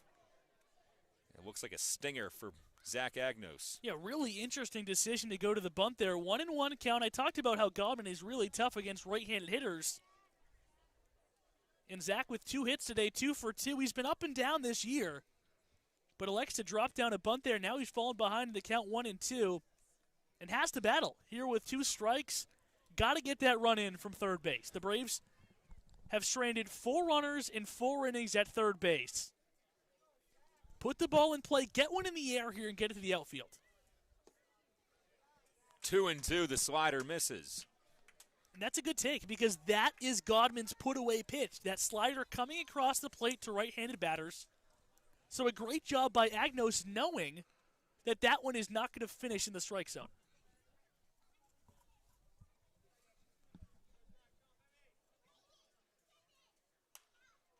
Godman's pitch fouled off.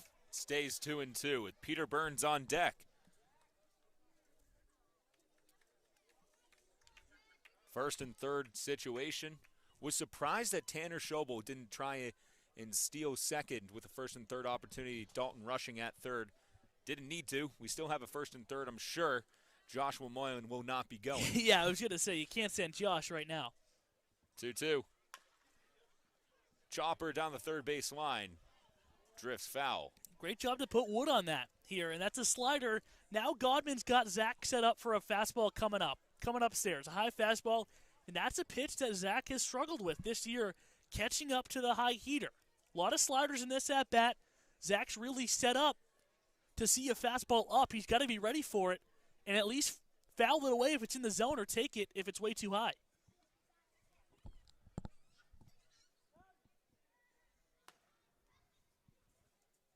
That one misses. I thought we heard the time call. I think that's what the umpire and Zach are talking to about. I don't think it was granted. I don't think it was granted, which actually has now worked in favor of Zach. But a full count and a payoff pitch. 1 out. Bottom of the 5th. A tie game between the West Division champions, the Bourne Braves, and the YD Red Sox of the East. And there we go. Zach Agnos, who called time, was granted a ball off some miscommunication between him and the umpire, has a full count, and Godman misses with a 3-2 pitch on the inner half. Peter Burns, we talk about his timely hitting, and he will have bases loaded with 1 out in the bottom of the 5th. In this 2-2 tie game, in the YD Red Sox coaching staff wanted to have a word with the home plate umpire. We thought he might be coming out to have a word with Godman, but it looks like he wants to have a word with the You know what this officials. is about, Daniel? This is about the time call in question. The umpire didn't, to our knowledge, elect Zach time. YD thought he did, and now that pitch was ruled a ball. The pitch after that was ruled a ball, which would mean ball 4. Now the umpires are going to get together and see if time was granted. Now, if it was, the count would go back to full, and Zach would come back to home plate, but I don't really see that situation happening. I think you can't take Zach Agnos off of first base and bring it back to home. You can't do that. I have a very hard time thinking that even though the mistake had already occurred, they continued play. Maybe if you can't do that. Maybe if the coach had come out right after that, there would have been some actual conversation. But this is a tough call. You can't have Zach Agnes come back into the batter's box after walking on a 3-2 count. And it's the umpire's discretion, and the umpire was the one who called it a ball, didn't elect Zach time the first time, so you can't just renege that after he walks. No, you can't do that. He will stay at first base. The YD bench is irate right now. All three the YD managers down there with the 3 umpires giving him an earful, but they're saying the same thing we are. We didn't grant him time. Mm-hmm. And now 2 pitches later, you can't say, okay, that pitch 2 pitches ago was now time. Zach, you got to come back with a full count. You can't do that. No. I think most people here at Doran Park agree with that. There's going to be a meeting at the mound. The umpires disperse. He's still upset. I think Godman's night is done, as they're going to come out and bring him out after he's given up a walk to load the bases. I think eventually a pitching change is going to be made out of this visit to the field, but still looking for an explanation, and he's not going to get one he likes. Finally gives up the fight, it looks like, and going towards Godman on the mound. There is action in the Red Sox bullpen, but we will see if there will be a pitching change. Peter Burns due up. He's 0 for 2 on the day, but facing a bases-loaded situation. A guy whose average doesn't really jump off the page, 204 coming into the game, but a batting on-base percentage of just under 400, which is one of the best on the team. He has timely hitting. He proved that in our last home game against the Orleans Firebirds. Bottom of the 9th with 2 outs, scoring Joe Lampe with a flare single right up the middle. Late night heroics once again for the Braves in that bout. And is up in another big spot here. He hit a hard line drive to right field his first time around. Hit into a fielder's choice second time up. Whitey's not going to make a pitching change. Godman's going to stay in the game. So Peter Burns, the left-handed bat, will have a favorable matchup against a pitcher who's much better against righties.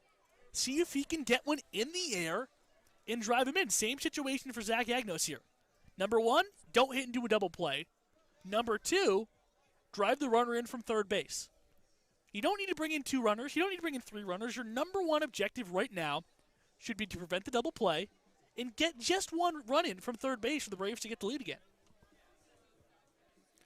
Does not look like, actually, excuse me, there will be a pitching change. After all that. After all of that, and I wonder if that was just a tactic to buy some more time for the pitcher coming in from the bullpen. We'll tell you about the new pitcher for the YT Red Sox in this tie game shortly after the break. 2-2, bases loaded with one out in the bottom of the fifth. Peter Burns due up.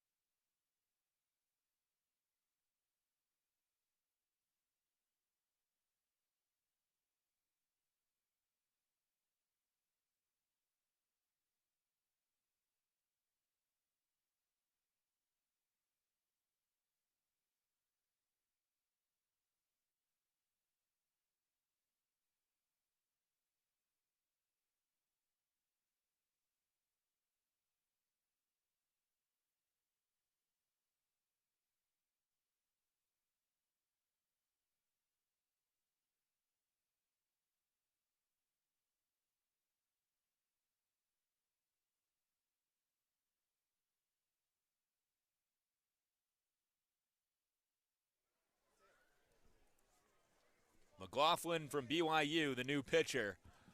For the Red Sox, he'll have to face Peter Burns from Boston College. The catcher tonight, looking to come in through a clutch opportunity here again. This one missing outside. 1-0, bases loaded. Tanner Schobel at the forefront of the base runners at third. What a big spot for McLaughlin to come into. Got the bases loaded, one out in the inning, a guy who gets on base, and Peter Burns at the dish. Trying to put the ball in play, bring home Tanner Schobel from third. 2-0. Peter Burns coming into the game with a .386 on-base percentage on the season. That is shy of Christian Knapchick with .413 and Joe Lampe with .388. Showing bunt. He gets it down the first base line. McLaughlin fields it, throws over to first, but an RBI scoring Tanner Schobel from third. Another RBI for Peter Burns, his fifth of the season. 3-2, the Braves take the lead.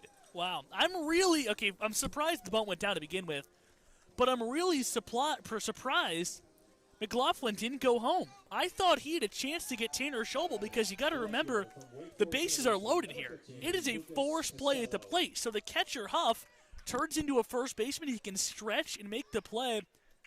I thought McLaughlin had time to turn and throw to home, but the Braves will take it. RBI by Peter Burns on a safety squeeze, and the Bravos have the lead again. Fouled off by Costello, 2 flyouts for the Demon Deacon tonight. He's gotten the barrel of the bat on the ball, but still searching for his first Cape League hit. And what a time it would be to do so. Josh Moylan at second. Josh Moylan at third, I should say, his teammate and ECU Pirate. Zach Agnos at second. Costello's hit the ball hard. The 2 hardest hit balls we've seen from him this season have been tonight. Still 0 for 9 in his young Braves career. Would be critical to get a base hit here, bring in 2 runs, give the Braves some breathing room. A nice 3-run cushion is something that the Bravos would love right now. Another foul ball, rattling the camera a bit, behind the backstop here at Doran Park. A 1-2 for McLaughlin from BYU. This is his first appearance for the Red Sox this entire season, and what an opportunity to be thrown into. 1-2, 2 outs. Bottom of the fifth, where the Braves have responded with 2 runs to take the lead, 3-2. Costello puts one into the right field territory. Underneath it is Luttrell for another flyout for the Demon Deacon, stranding 2 base runners and 2 ECU Pirates in scoring position. But the Braves battle back with 2 in the bottom of the fifth, 3-2. The boys of home lead.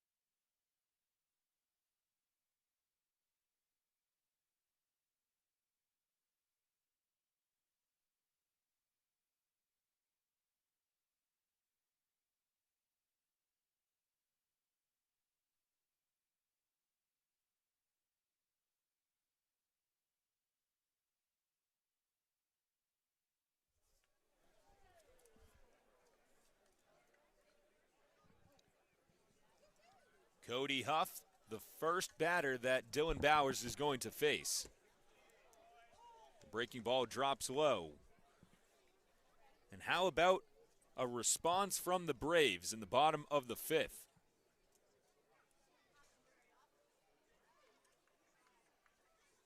Yeah, big response, and they needed it, Daniel. You know, strand all those runners in scoring position, and the Braves did leave runners at second and third with 2 outs in the frame. But it's discouraging. When you have guys on third base 4 straight innings, you can only score 1 run, and you're down on the scoreboard 2-1. It was a breakthrough inning. Josh Moylan with a big knock in there, and the Bravos have the lead and hopefully some swagger back. Cody Huff from Stanford takes one into center field. There's the Sun Devil, Joe Lampe, with a fly out to center field for out number 1. Decent piece of hitting there by Huff. Breaking ball coming in from Bowers, kept the hands back, was able to drive it back up the chute, but just hit it too high up in the air. Joe Lampe able to camp under it and put it away for the first out here in the 6th inning. Chase Luttrell, the right fielder, now due up. It was a good piece of the bat from Huff, just right at a sure-handed outfielder and a sure-handed pitcher we have here. A ground ball right back to Bowers. Out 2. Athletic play, but a big fella. Ground ball back up the middle, jumps up, made it look easy into the webbing of the glove. Underhand toss over to Moylan at first. And this is exactly what the Bravos needed. After scoring 2 runs in the 5th, a shutdown inning in the 6th is critical to keep the momentum over there in the third base dugout. Bowser versus Bowers now.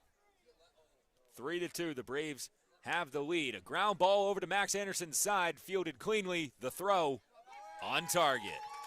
1-2-3, just like that. Bowers gets out of the top of the 6th. The Braves are back at the plate once again. 3-2. The Bourne Braves have the lead.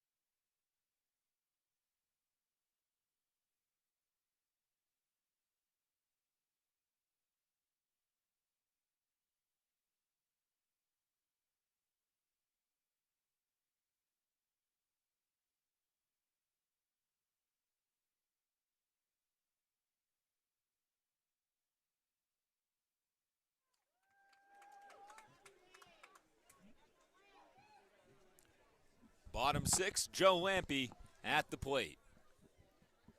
The Braves have scored a run in their last 2 innings. The home half here, 1-0. Fastball on the outside. McLaughlin still on the mound in his first appearance for the Red Sox this season. Yeah, and Joe Lampe, the batter, has put together a pretty good night at the top of this order. Single walk and an RBI double to his credit. Now with another good hitter's count, 2-0 against McLaughlin. Couple of guys from out west, couple of, guys coming across the country to play their summer ball. Joe from Arizona State, McLaughlin from BYU. 3-0 quickly to Joe Lampe. Joe has gotten on base all 3 times he's stepped into the batter's box. A single back in the first, a walk in the second, and an RBI double back in the fourth. And a guy for YD was probably of utmost importance to keep off of the base pass because he can beat you in more ways than one if he gets on first base, can swipe a bag, can score from a second on a base hit. So he's done a great job at the top of the Braves order. In a 5-pitch walk, Joe Lampe trots down to first. Max Anderson, the 2-spot hitter, now due up. We have 1, 2, 3 here. Joe Lampe the 1, Max Anderson 2, and in the 3 spot on deck is Dalton Rushing. A quiet night for Anderson. He walked in the first, flew out to center in the second, and struck out in the fourth. Let's see how aggressive Joe Lampe is here over at first base. Let's see if he's looking to swipe a bag and get in scoring position for Anderson. Lampe jumps back. He's been caught with a lead a couple of times, one at Orleans. Looking to keep his base path visit alive, 1-0. Joe Lampe, as speedy as anyone on this team, would not be surprised to see him go on Huff behind the plate. 1-0 for Anderson. Now 2-0. McLaughlin only has 1 strike in this half inning. He's having trouble. The shortstop wants to have a word with him. Yeah, the shortstop Lee just coming in, an experienced player here for YD. Trying to calm down Reed McLaughlin, who gave up a leadoff walk to a speedy guy in Joe Lampe. Now at 2-0 against a tough hitter in Max Anderson. Nobody warming out there in the YD pen, so this is Reed McLaughlin's inning. He still is 1 pitch away, though. 1 pitch away from clearing the bases and having Dalton Rushing come on with nobody out, with nobody on and 2 people away.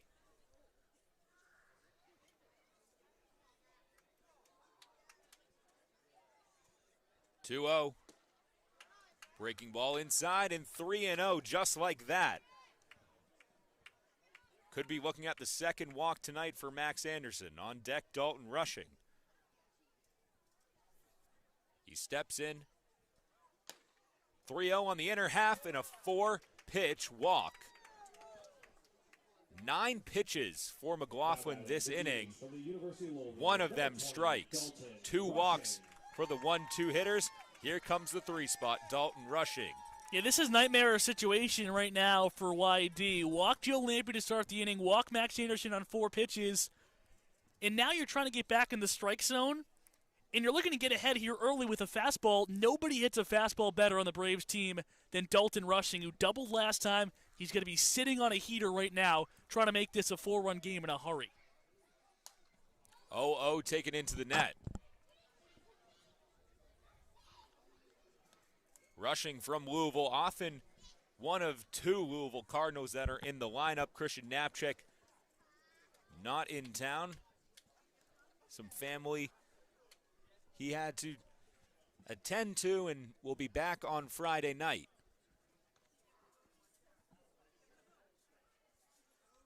Rushing the sole Louisville Cardinal. Now 1-1.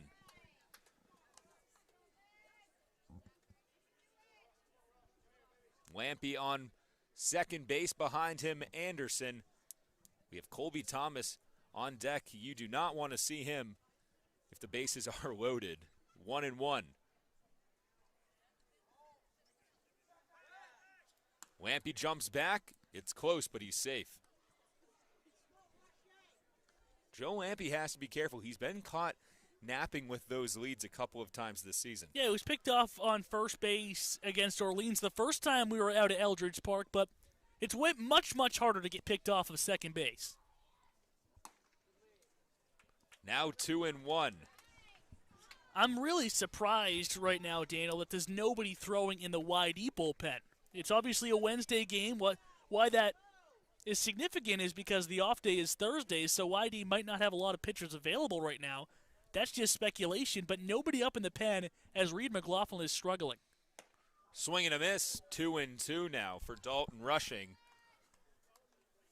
who on the day has struck out in the first, flew out to left field in the third, scored, and had a double back in the fifth, where the Braves scored 2 and took the lead. 3-2, they continue to hold that lead. Swing and a miss, down goes Rushing. And McLaughlin battles back to get his first out of the bottom of the sixth. Yeah, battles back is a great way to put it, Daniel. Walked Joe Lampy to start the inning. 4-pitch walk to Max Anderson after that and fell behind Dalton Rushing 2-1. A great hitter's count for a very good hitter, but was able to claw his way back and get a big punch out, and now is 1 pitch away from getting out of this inning. Trying to roll up a double play ball here from Colby Thomas. Colby right back to McLaughlin into the glove of the second baseman. Did he get him at second? They don't have him at first, but they get Max Anderson going towards second. A very close play at the bag. Unable to handle it at first is Bowser, but that could have been a dangerous double play ball up the middle with 1 out. Yeah, I mentioned McLaughlin 1 pitch away and almost threw that pitch. Ground ball up the middle. Hoffman a little quick flip to Lee short, but unable to throw Colby Thomas, who was running with some tempo down the first baseline. So now another runner on third base, another situation where you don't want to strand that guy over there with 2 outs in the frame. And after walking the first 2 batters faced, McLaughlin could get out of this inning scoreless. That pitch drifts outside to Tanner Schobel. Schobel 1 for 3 on the day. Looking to add to his RBI total. He has Lampy at third with 2 outs. Thought about it, but thought better, 2-0. That slider from McLaughlin, very similar to Godman's. It moves from right to left. Not as big of a wipeout slider, but it definitely has some run to it. But Tanner's worked himself into a very good hitter's count right here, 2-0. High fly ball foul.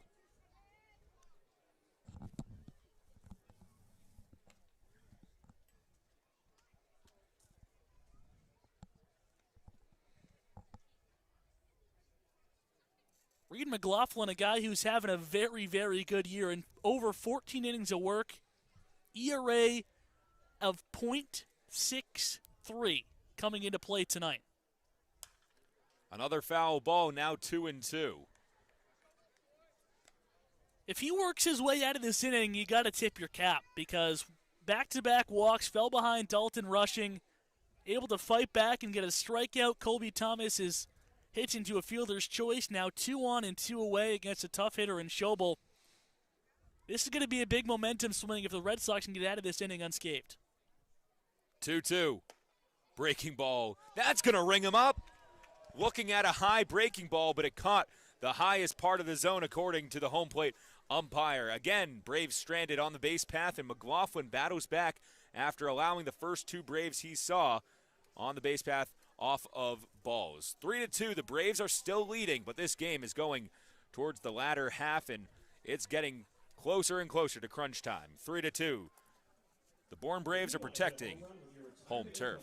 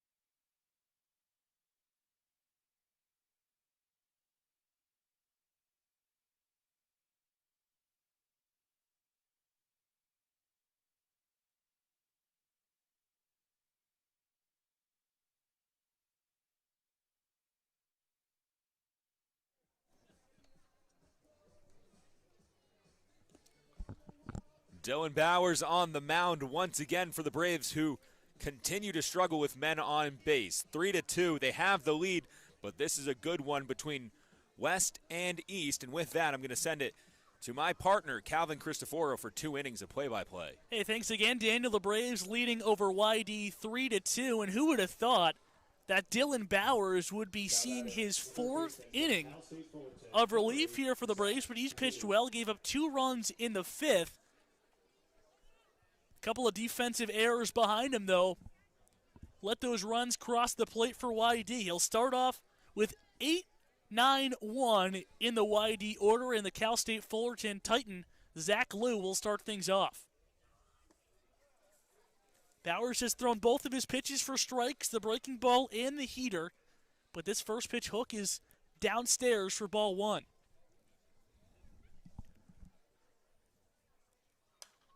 Fastball loose, spoils it away. The count will leave it at 1-1.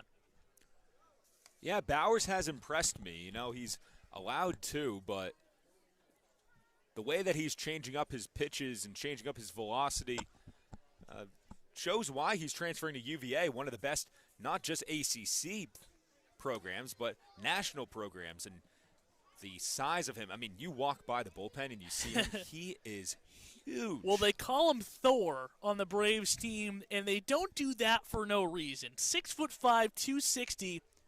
The future Virginia Cavalier delivers a strike as the count evens at 2-2.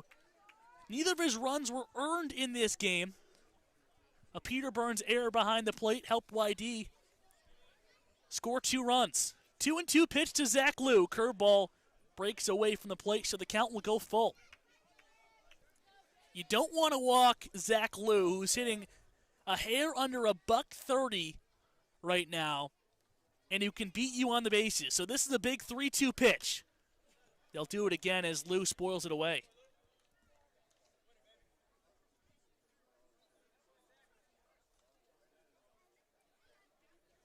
Liu playing tonight at third base.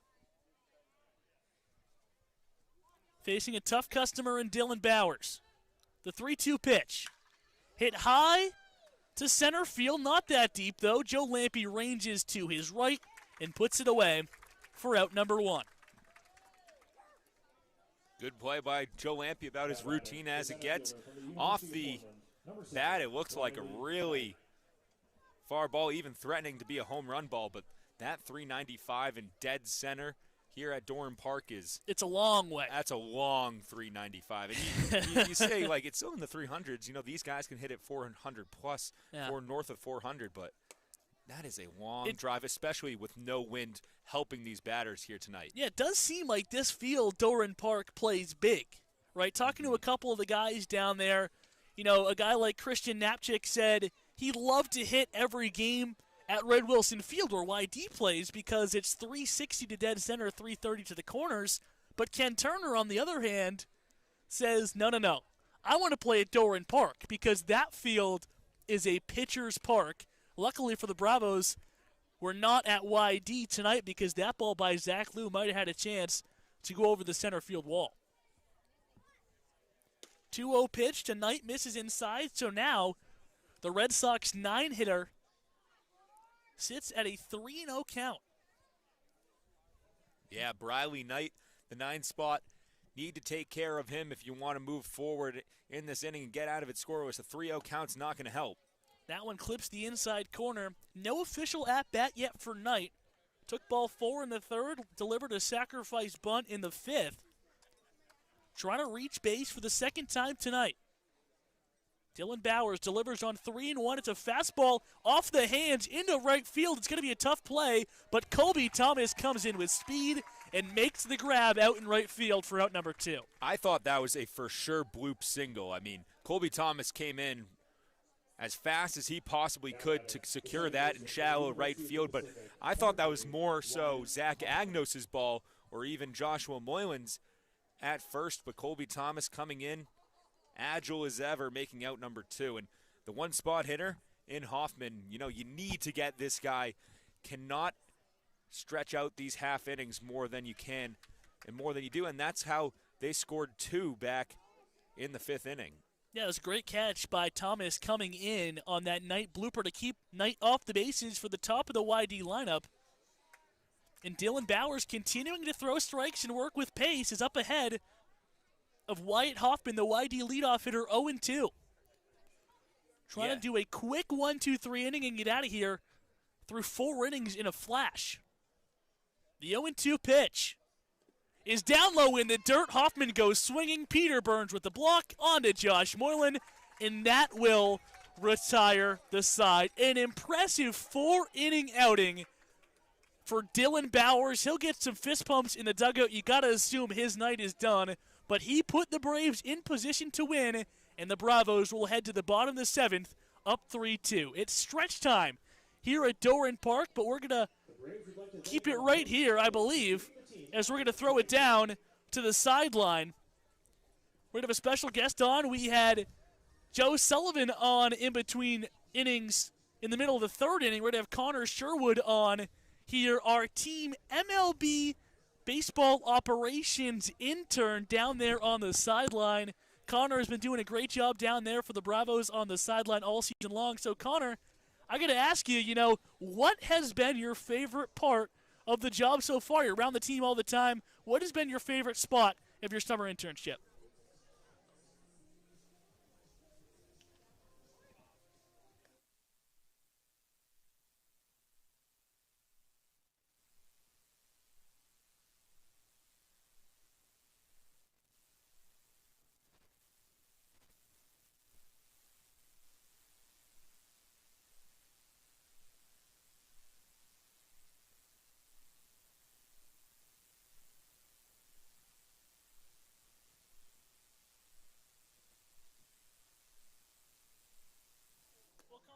Thanks so much, Connor, down there, for you talking to us between innings. Don't let the guys give you too much of a hard time. I saw you, Tanner Schobel, down there trying to throw some sunflower seeds at Connor, trying to get him out of his rhythm. But Connor did a good job down there on the sidelines as the Braves head to the bottom half of the 7th inning. In a 3-2 game, the Bravos with the lead. New pitcher to tell you about coming on now for YD. It's another right-hander for the Red Sox. 4th pitcher of the game for Yarmouth Dennis, and they're going to see 6, 7, 8 in the Bravos lineup as Josh Moylan coming off a single last time around. We'll see Christian Culpepper for the first time, the right-hander out of Rancho Cucamonga, California. How about that, Daniel?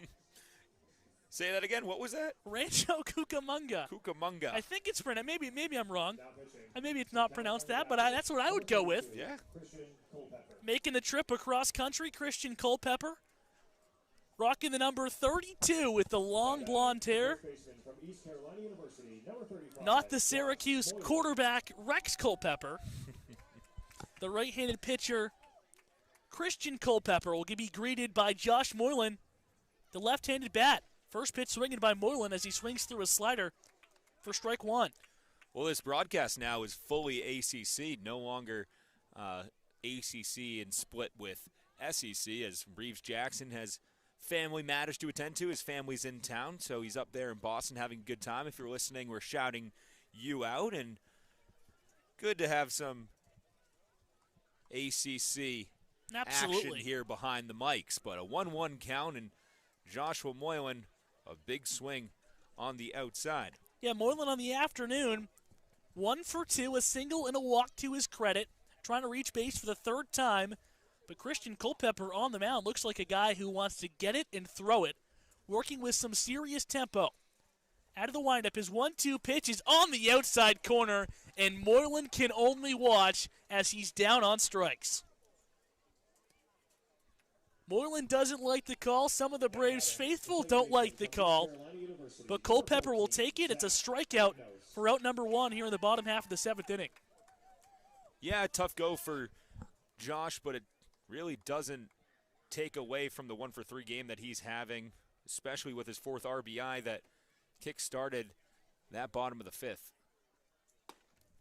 Gives way to Zach Agnos, who's having a pretty good night. 2 for 2 with the dish, pair of singles and a walk, reach base all 3 times. was in that little mix-up of the time call that the YD bench didn't like, whether he called time and was granted it or not.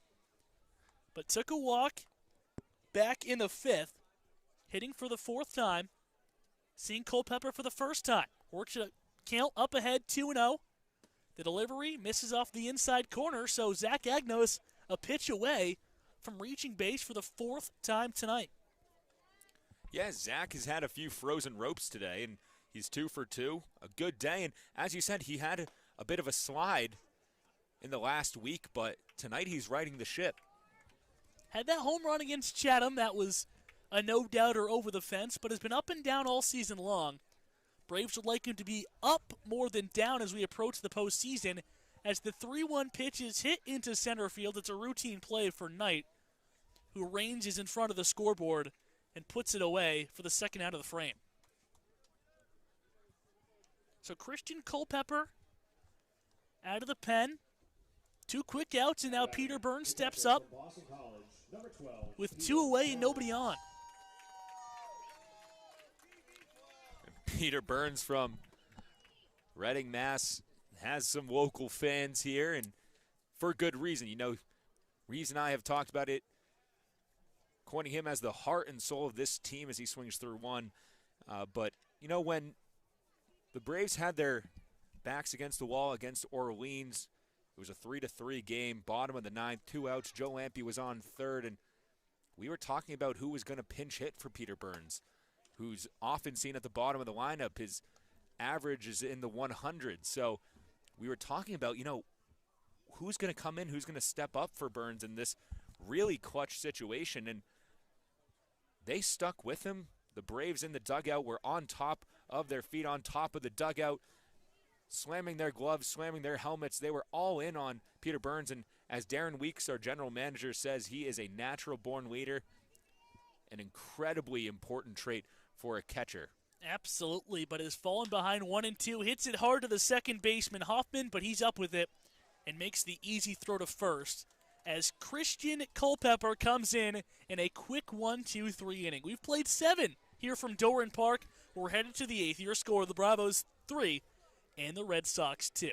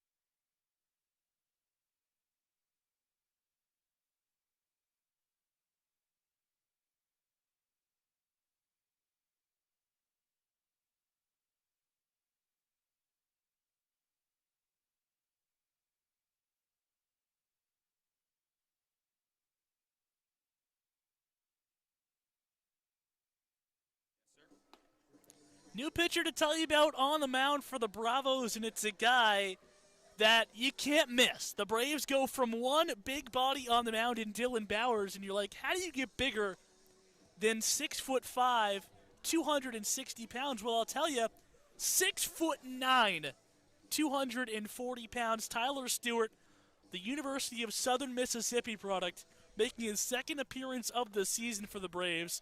And let's just say this, Daniel, he'll be throwing downhill. Yeah, our 6'9" stretch 4, who should be running well up and down the court, is going to be taking the mound here. But Tyler Stewart, we're going to see him again in a tough position, 3-2, and you really have no wiggle room, no room to work with. And against a part of the order with Smith, Lee, and Keegan due up, it's going to be the toughest part of the order, that's for sure.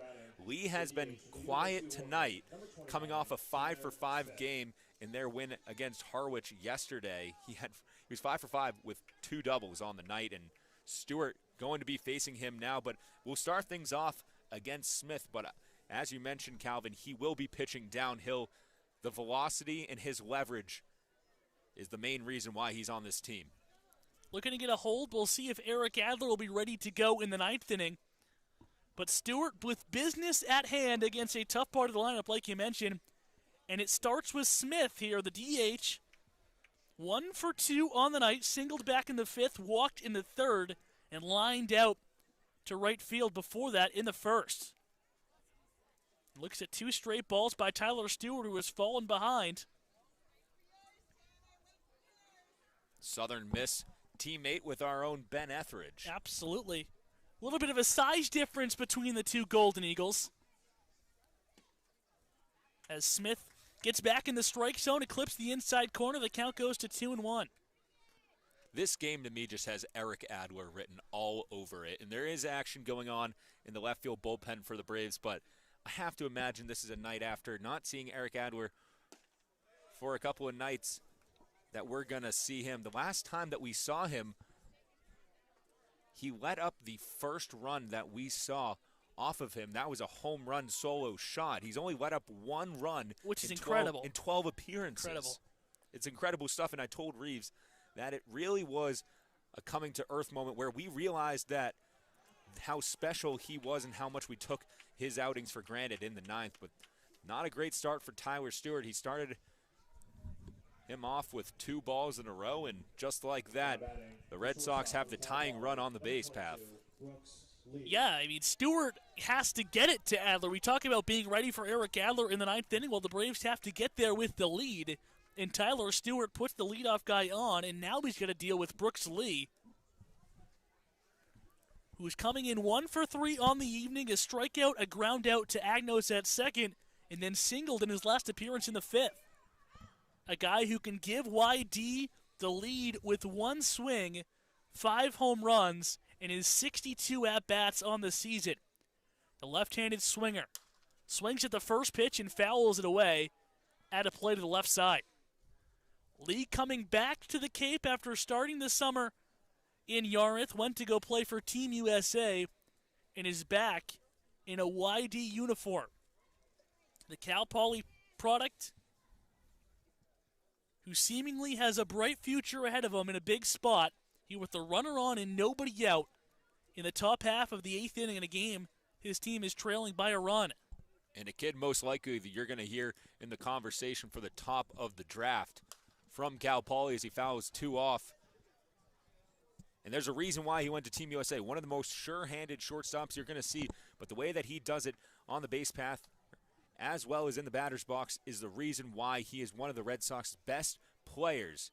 He's coming in with a .407 average, 6 home runs on the season, and just a 5-tool player through and through for the Red Sox in red. We got to give Stewart credit here. He's ahead of him 0-2. Big pitch coming. Stewart's delivery. Breaking ball inside. Did he go around? He did. And Brooks Lee has struck out for the 2nd straight time. That is a big out, number 2, against one of the best hitters in the league. That's a huge confidence booster, most specifically after walking Smith to start the inning. He's now going to have to face the 4-spot Keegan, but Lee goes down 1-2-3. We're 2 outs away from sending the Bourne Braves back into the batter's box where, you know, we need some insurance runs. 1 run is not really going to cut it. The Braves have had opportunity after opportunity tonight, but haven't been able to send the base path runners across home plate. And just, it's been an issue that we've struggled with since the beginning of the season, since our home opener against the Hyannis Harbor Hawks, where we won that 3-0, but we stranded so many guys on base, and we still have, going into the playoffs, this is a time where that needs to be fixed. Runner goes here from first base. It's a perfectly placed hit and run. Keegan puts it in the vacant second base spot, into third base, and now coming home and slamming on the brakes is the pinch runner for YD, who came on, Tyler Williams. He was looking to score on a single through the right side, but how about a time for the Red Sox to put on the hit and run. It worked to perfection. Dom Keegan, instead of hitting into a double play, gets a single, and now the Sox have runners on first and third with only one out in the eighth. Yeah, it's a perfect hit and run. Zach Agnos came over to cover second. Just left a wide open hole on the right side. And just like that, with 2 outs to play with, the Red Sox have the game-tying run at third and the leading run at first. Game-tying run at third, but a double play can get Tyler Stewart out of the jam. Runners on first and third brings up the catcher, Cody Huff, 0 for 3 on the evening. First pitch is outside for a ball. Cody has grounded to third, popped to third, and flown out to Joe Lampe in center. But up in a big spot with his team trailing by a run in the top of the 8th inning. Eric Adler out in the bullpen is, in fact, getting loose. But Tyler Stewart has to get it to him with the lead. Second pitch and the second straight outside, so the count has gone to 2-0. With only 1 out, as you mentioned, a ground ball up the middle could prove to be a double play ball. And, without that hit and run, it was a perfect double play ball Zach Agnos' way. Of course, he was all the way over to the second base bag off of the stealing Smith, but there's going to be a pinch runner, it looks like, coming in. We don't have an ID on him just yet, but as you mentioned, another middle infield ground ball could prove to be a double play ball. Get out of this inning scoreless. Both Tanner Schobel and Zach Agnos are pinching the second base bag. The pinch runner is Riley Caulfield from UCLA. Good pitch there on 2-0, though, is by Huff, so the count goes to 2-1. UCLA, number 5, Patrick Caulfield. So 2-1 the count here to Huff. Runners on first and third, both pinch runners. Williams off third, Caulfield on first. Wonder if the Braves defense is preparing for Caulfield to try to swipe second as the 2-1 pitch from Stewart comes to the plate. Caulfield is off. Peter Burns is throwing down to second. It comes in a hop. The head first slide beats the throw there. Caulfield swipes second. So the double play is out of question now with runners on second and third. The pitch was called a ball, so it's a good hitter's count. 3-1 to Huff. Runners on second and third. A single will plate 2 and take the lead for the Sox. Well, the second that throw went down, I was expecting Smith to take off from third. Surprised he didn't, because Peter Burns had a similar play the first time we went to Orleans, and that scored the game-tying run. 3-1 pitch is an off-speed one that catches Huff off guard, so the count has gone full. Probably the biggest pitch of the game thus far right now. Tyler Stewart on the mound, 3-2 pitch, 1 out here in the top of the 8th. Cody Huff looking to break through for his team. The 3-2 pitch is spoiled the way they'll do it again.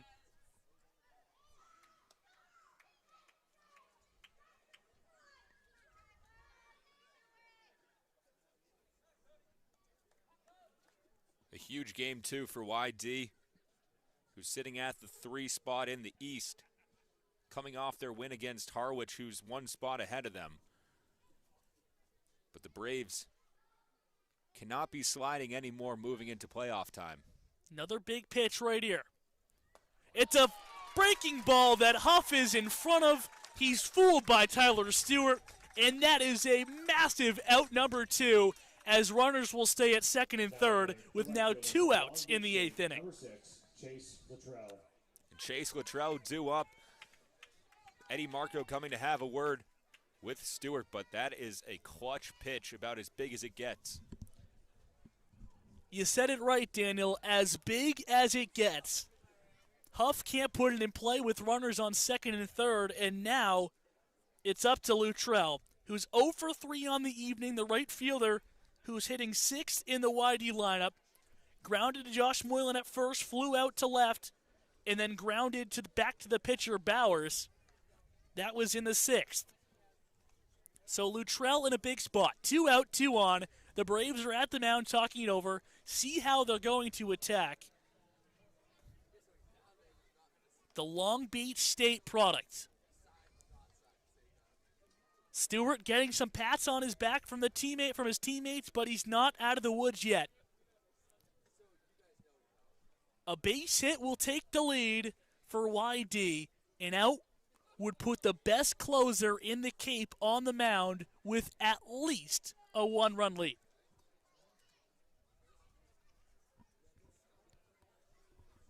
Let's see what Tyler Stewart can do. First base is still open, so you obviously don't want to walk him, but you can't walk in a run.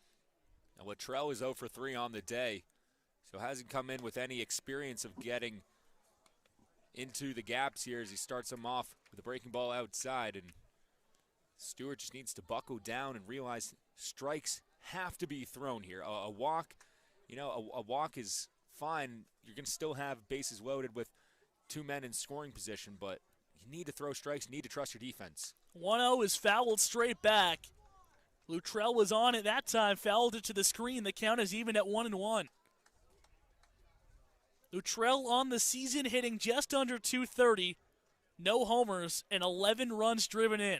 He'd love to get that number up to lucky 13 as he hits here with 2 out and 2 on in the top of inning number 8. YD fighting for their playoff lives. The Braves trying to break a 3-game losing streak. The 1-1 pitch is hit into center field. It's catchable for Lampy, who goes into left center and makes the grab. And Tyler Stewart Houdini's out of a jam, and the Braves head to the bottom of the 8th, still up 3-2.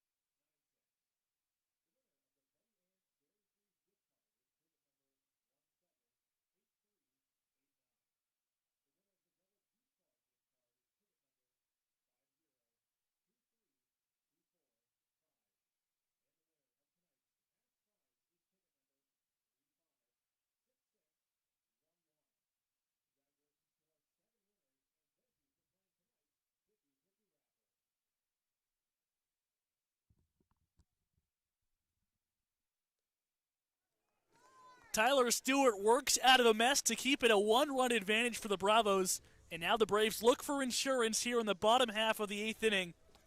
Lucas Costello at the bottom of the order will lead things off. Then it will be Joe Lampy and Max Anderson. And if anybody gets on, it'll be the dangerous bat of Dalton Rushing. Number 15, Lucas Costello. Costello still trying to get his first hit in a Braves uniform, has flown out in all 3 at-bats tonight. Christian Culpepper still on the mound for YD, as now a bunt by Costello is placed perfectly down the third base line, and he's going to be in there. His first hit in the Bourne Braves jersey comes from a bunt down the left field line, and how about that? The Demon Deacon gets on the base path, the first base runner in the bottom of the 8th. He proves to be an insurance run sitting there at first with Joe Lampy, who already has an RBI double on the day, but good for him. Good to break the ice there for Lucas Costello. Absolutely. He'll take it. The Braves will take it. And now Joe Lampy, who hasn't gotten out, stands in with a runner on base. Lampy squares to bunt as well. He gets it down. Back to the pitcher. Culpepper fields. His only play is to first. And Lampy's safe. Back-to-back bunt singles. How about that? The Braves have runners on first and second with nobody out here in the bottom of the 8th. Reeves and I joke all the time about Harvey Shapiro and how much he loves the bunt, almost to a degree that we have not seen. 2 bunt singles back-to-back. In the bottom of the 8th, when it matters most, you only have 1 run of insurance, 3-2 in the bottom of the 8th with Max Anderson. It looks like we might be having a pitching change, just maybe a coaching visit as the infield comes in. I don't think it's a pitching change. No one's getting loose in the YD bullpen. But now, okay, now you look at this situation here, Daniel. Bunt single to get on first. Lampy with a drag bunt to get on first as well. So runners on first and second with nobody out. And now, to me, this is another bunt situation. Well, I was just going to say that. We might be seeing Max Anderson try and bunt here. He's had trouble at the plate tonight. I wouldn't be surprised if you try and lay one down with Dalton Rushing and Colby Thomas due up. You can sacrifice an out here with maybe your two best hitters at the moment on deck and in the hole. I would not be surprised if that's what Harvey Shapiro opts to do. But yeah, I was thinking the exact same thing, Calvin. Max Anderson, you mentioned, struggling right now with the dish, was 0 for yesterday in Kituitt, 0 for 2 this evening. He has walked twice. So let's see if he'll be bunting to get 2 runners in scoring position for Dalton Rushing, who looms on deck. Rushing is 1 for 4 on the night with a hard-hit double off the fence where he later scored. So the Braves looking for some insurance, trailing 3-2, leading 3-2 in the bottom of the 8th. Runners on first and second and nobody out for Max Anderson. Culpepper's first pitch as Anderson does square around. The throw down to third is over the head of the third baseman. Coming home to score is Lucas Costello. And it wasn't the way the Braves drew it up, but they will take the run. The Bravos double their lead. They now lead 4-2 in the bottom of the 8th. Huff had Costello completely beat. The throw was just a bit too high for Lou to handle, and Costello reacted in the perfect amount of time that gave him an opportunity to gun it home, and Joe Lampy stands atop second in scoring position. Costello was off for third, even with Anderson not getting the bunt down. It worked out, though, as the Braves played a run, looking for some more insurance. Not that you need more than 2 runs for Eric Adler, who we're assuming has the 9th inning tonight, but you would love to get it for him. Lampy leads off second. Max Anderson, the batter, a 1-1 count against Culpepper.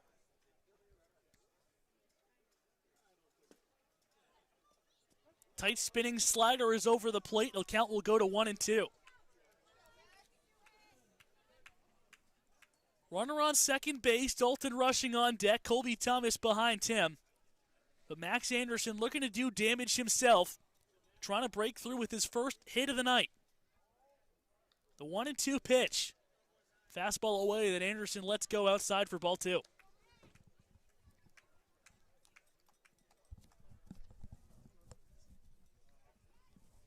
Braves faithful staying through a chilly night here as the sun went down. So too did the temperature. Max Anderson looking for his first hit of the night, though, with a 2-2, and it should be able to score Joe Lampy if he does. Now the count goes to 3-2 as Culpepper misses away. Not the worst thing in the world to walk Max Anderson here. Set up the double play once again for Dalton Rushing. But still, Culpepper would love to get Anderson out here. The full count pitch. Gets to the backstop as Anderson swings through it. Huff has to make the throw to first, and it's dropped over there at first by Bowser. That is going to be an error on the first baseman, Bowser, and an unfortunate time for the YD defense to go by the wayside. 2 errors here in the 8th inning. The Braves now with runners at first and third, and nobody out for the best hitter on the team and one of the best hitters right now in the CCBL.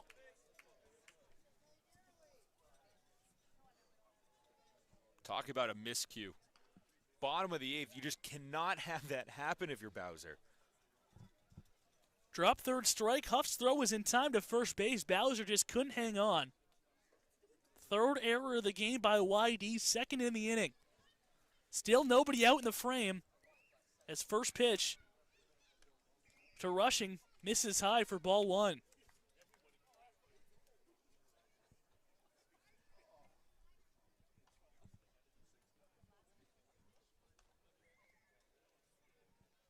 One and 0. Check swing. Did he go around? He did. So the count will even at 1-1. Yeah, Dalton doesn't agree with that call.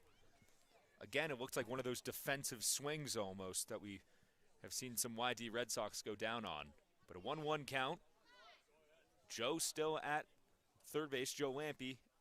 Anderson at first. 2-1. 2 runners on. Nobody out here in the 8th inning. The Braves looking to continue to grow their lead. They lead by 2 runs, 4-2, here in the bottom of the 8th. 2-1 pitch. There's a line drive to right field, and there's nobody home. Scoring from third base is Joe Lampe. Max Anderson tags third. He'll put the brakes on there. It is a stand-up double for Dalton Rushing. The Braves are pouring it on now. It's 5-2 here in the 8th, and there'll be 2 runners in scoring position with still nobody out in the inning. How about that? Dalton Rushing smashing that down the right field line. And this is where my aggressive base running strategy comes in. I would have loved to have seen Max Anderson round third and head for home. Harvey Shapiro holds him up, but I thought he could have gotten in for a second run. Well, with nobody out in the 8th inning and runners on second and third, it's better to be safe than sorry, especially when you got a hitter like Colby Thomas, who now takes his hacks. Colby 0 for 3 on the evening, trying to break through in a very big spot.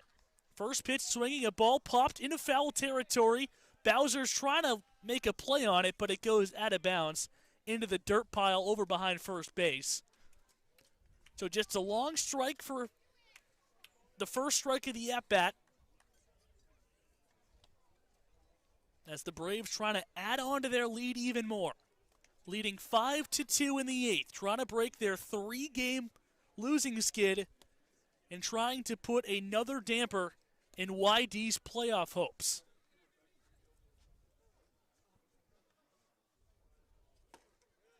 Slider gets the outside corner, so Thomas is behind 0-2.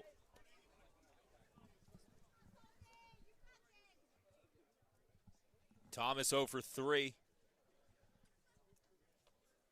He had that homer in Orleans. That was later on in the game. I wonder if he can do it again. 0-2 pitch, fouled straight back, so Colby hanging around with 2 strikes. Struck out back in the 5th. Also grounded to third and grounded to second. Has been on base 1 time. That was with a walk back in the 3rd inning. 0-2 pitch. 2 runners in scoring position. Nobody out in the 8th. Fastball up and away, and Thomas can't catch up to it. A big strikeout there by Culpepper, as Thomas is down for out number 1 in the inning. Number 27, Tanner Schobel. Yeah, just not Colby Thomas's day. He's got to keep his head high, though. I mean, coming off still an impressive 2 weeks of hitting, but Tanner Schobel still looking to get it done now. A base hit could score 2. The infield was halfway against Thomas. Now they're all the way in against Schobel, who lines one up the middle, a base hit. Scoring is Max Anderson. Dalton Rushing to third. He'll stop there. And Tanner Schobel, who seemingly comes up in the clutch night in and night out, does it again, and the Braves are up by 4. The Braves are pouring it on late. I'll tell you what, this team always knows how to make it dramatic and make it a game on the edge of your seat for these fans. They're blowing up here in the bottom of the 8th. We were waiting for this type of rally all game. We saw bits and pieces of that in the bottom of the 4th and the bottom of the 5th, but the floodgates are open late in this game. Christian Culpepper, who pitched a pretty solid 7th inning, has run into a heap of trouble in the 8th. There has been 2 errors behind him, but the Braves have scored 3 runs in the frame. And now Josh Moylan looks to keep it going with runners on first and third and 1 out in the inning.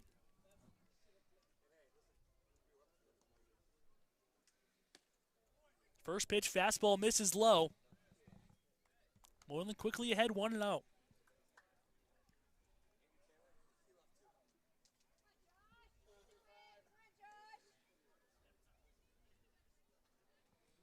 A walk, a single, and a strikeout for Moylan.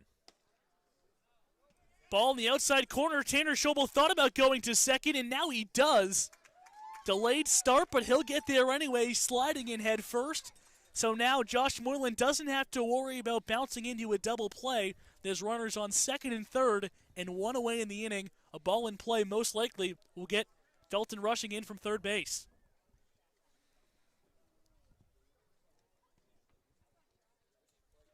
Infield comes in, the 2-0 pitch. Moylan takes a big pass and a miss. The count will go to 2-1.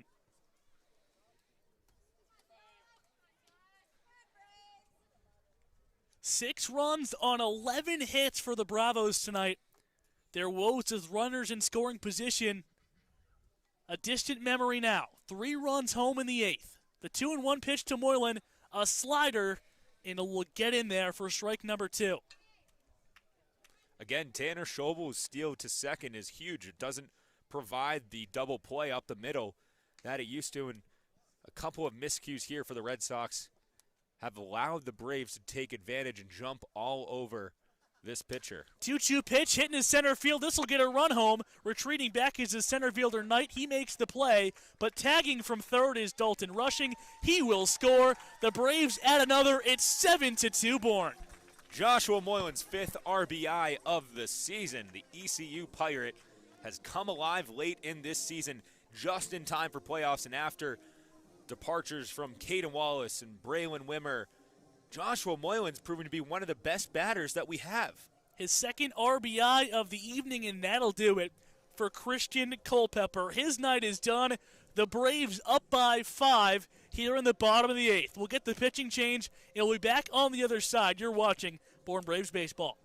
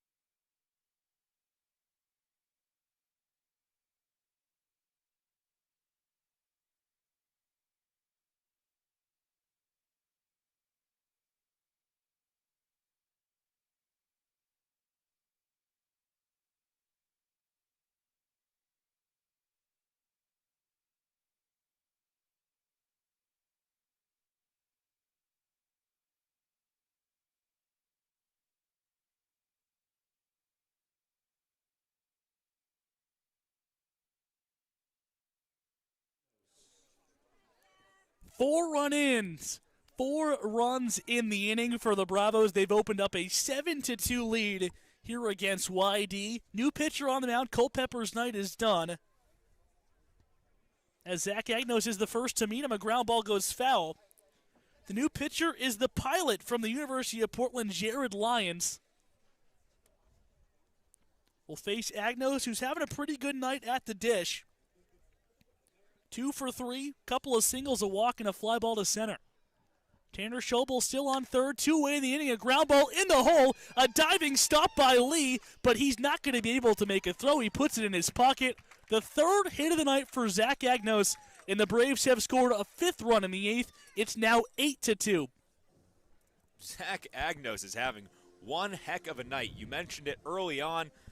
Agnos has been sliding as of late.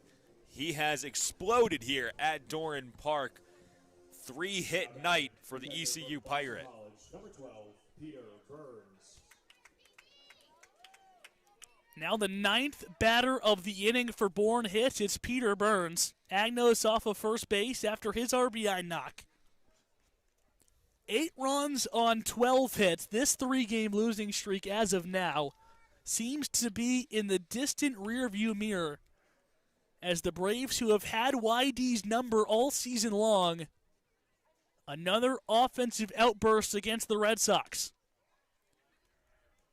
Burns ahead of a changeup, so the count goes to 0-2. 2 out, 1 on here in the 8th. Peter Burns hitting for his 5th time tonight. 0 for 3 with a sacrifice bunt. The 0-2 pitch just a hair off the outside corner. So the count will go to 1-2. Burns DH last night, back behind the plate tonight. Magnos leads off first. The 1-2 pitch is in the dirt, but a catch behind the plate by Huff, and Peter Burns is caught swinging for out number 3.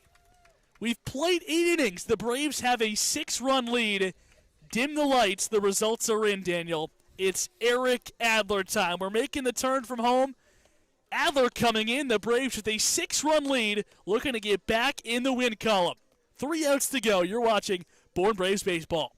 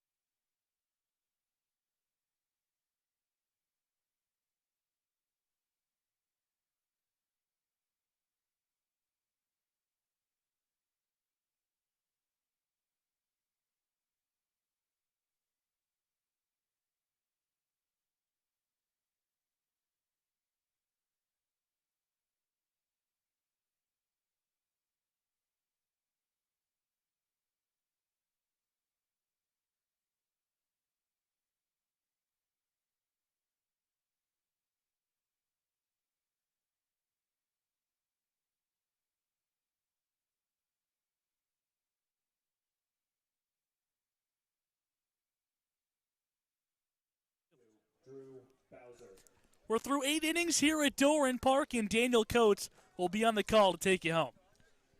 The 7, 8, and 9 due up for the YD Red Sox. They now face a 6-run deficit in the top of the 9th. And here we go again. Eric Adler back on the mound in the 9th inning. The Demon Deacon, the quintessential closer for the Bourne Braves. Sitting at the mid-90s, that fastball misses high and outside to Bowser. Throws the smoothest 95 you're ever going to see. Makes it look effortless out of the bullpen, and it is sharp curveball to boot.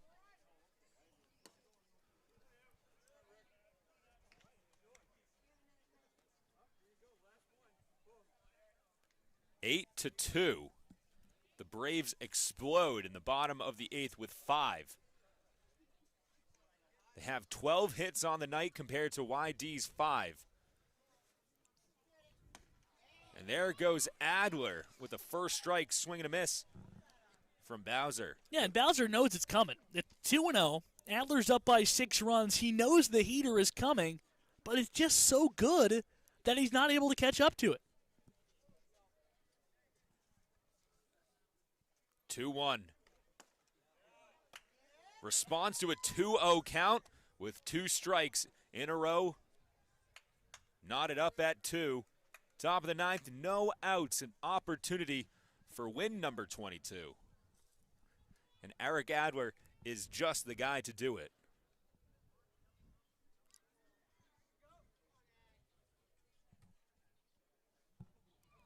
The stretch. Swing and a miss. Down goes Bowser. Out number 1. And Eric Adler off to his usual start. Now batting, the third baseman. And you got to say, Eric Adler has to be, if not one of the best, if not the best closer in the Cape League. And another reason why the Bourne Braves are atop of the league as a whole this entire season.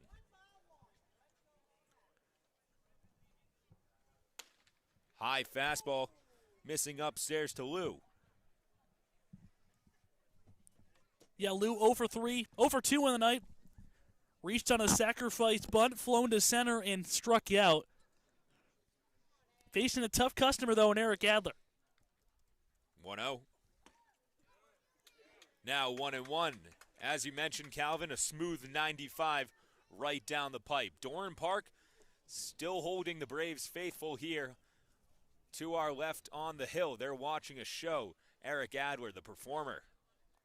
1-1 from the stretch. The breaking ball drifts high.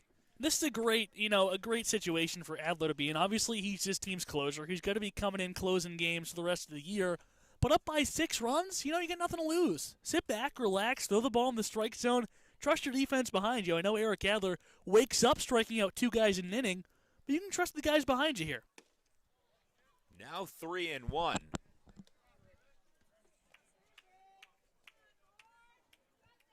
For Lou, who's 0 for 2 on the day.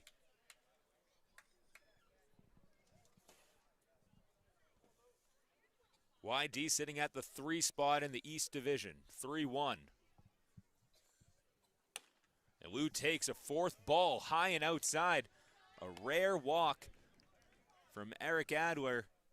And they have a man on first. And that's the one thing you can't do, right? If you're Eric Adler, your stuff's good. Your stuff is really good. And for a team to get, hit after hit after hit off of you, they're going to be hard-pressed to do that. But if you walk a guy and then walk another guy, you're a bloop and a blast away from this being a 2-run game.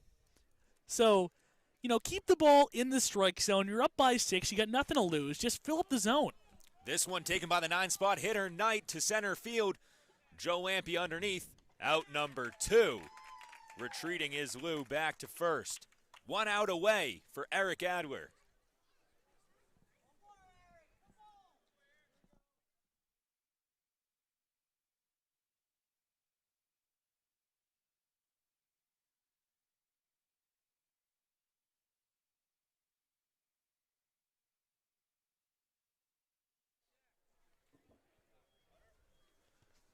Two outs, 8-2. Community College, number 15, Crew Robinson.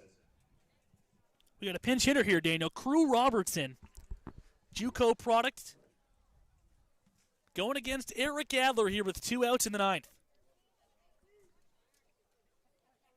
Tough guy to face for your first at-bat of the night. Robertson. Fastball outside for ball 1.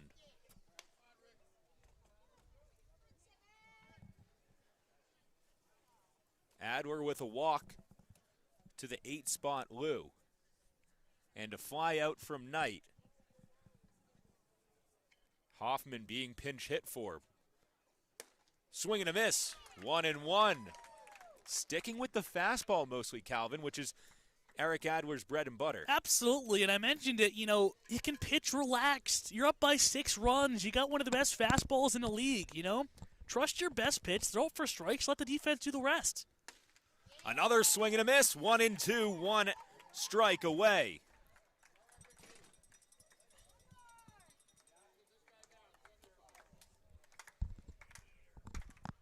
Here we go, Daniel. Slow clap from the crowd coming. The 1-2. Robertson behind in the count. Ground ball past Eric Adler's glove over to Agnos. Can he get him at first? He can. That's going to do it.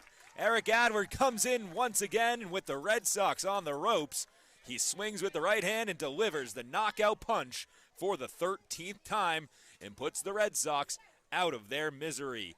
8-2. The Braves get win number 22 on the season. And how about that explosion late offensively by the Bourne Braves? They continue to get it done late, and with rally innings that proved to be costly for the other team. And for Calvin Cristoforo, who is also serving as our sideline reporter, he's going to be heading down there. But he did a great job tonight filling in for Reeves Jackson. Reeves visiting family, and we have an 8-2 victory on our hands, win number 22.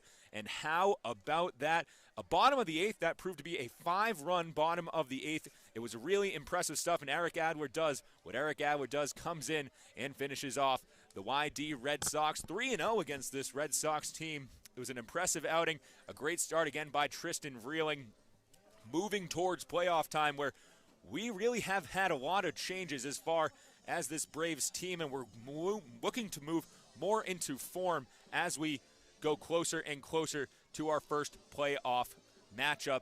And the Bourne Braves get it done 8-2, and another fun game here at Doran Park. For Calvin, who's down on the sidelines, follow him on Twitter, on Instagram, our sideline reporter who does a great job. Reeves Jackson and I will be on the call Friday, home at 6 against the Brewster Whitecaps, who are at the top of the East Division.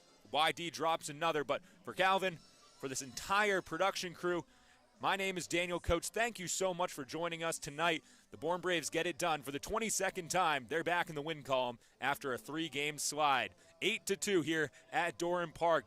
The boys of Bourne defend home turf.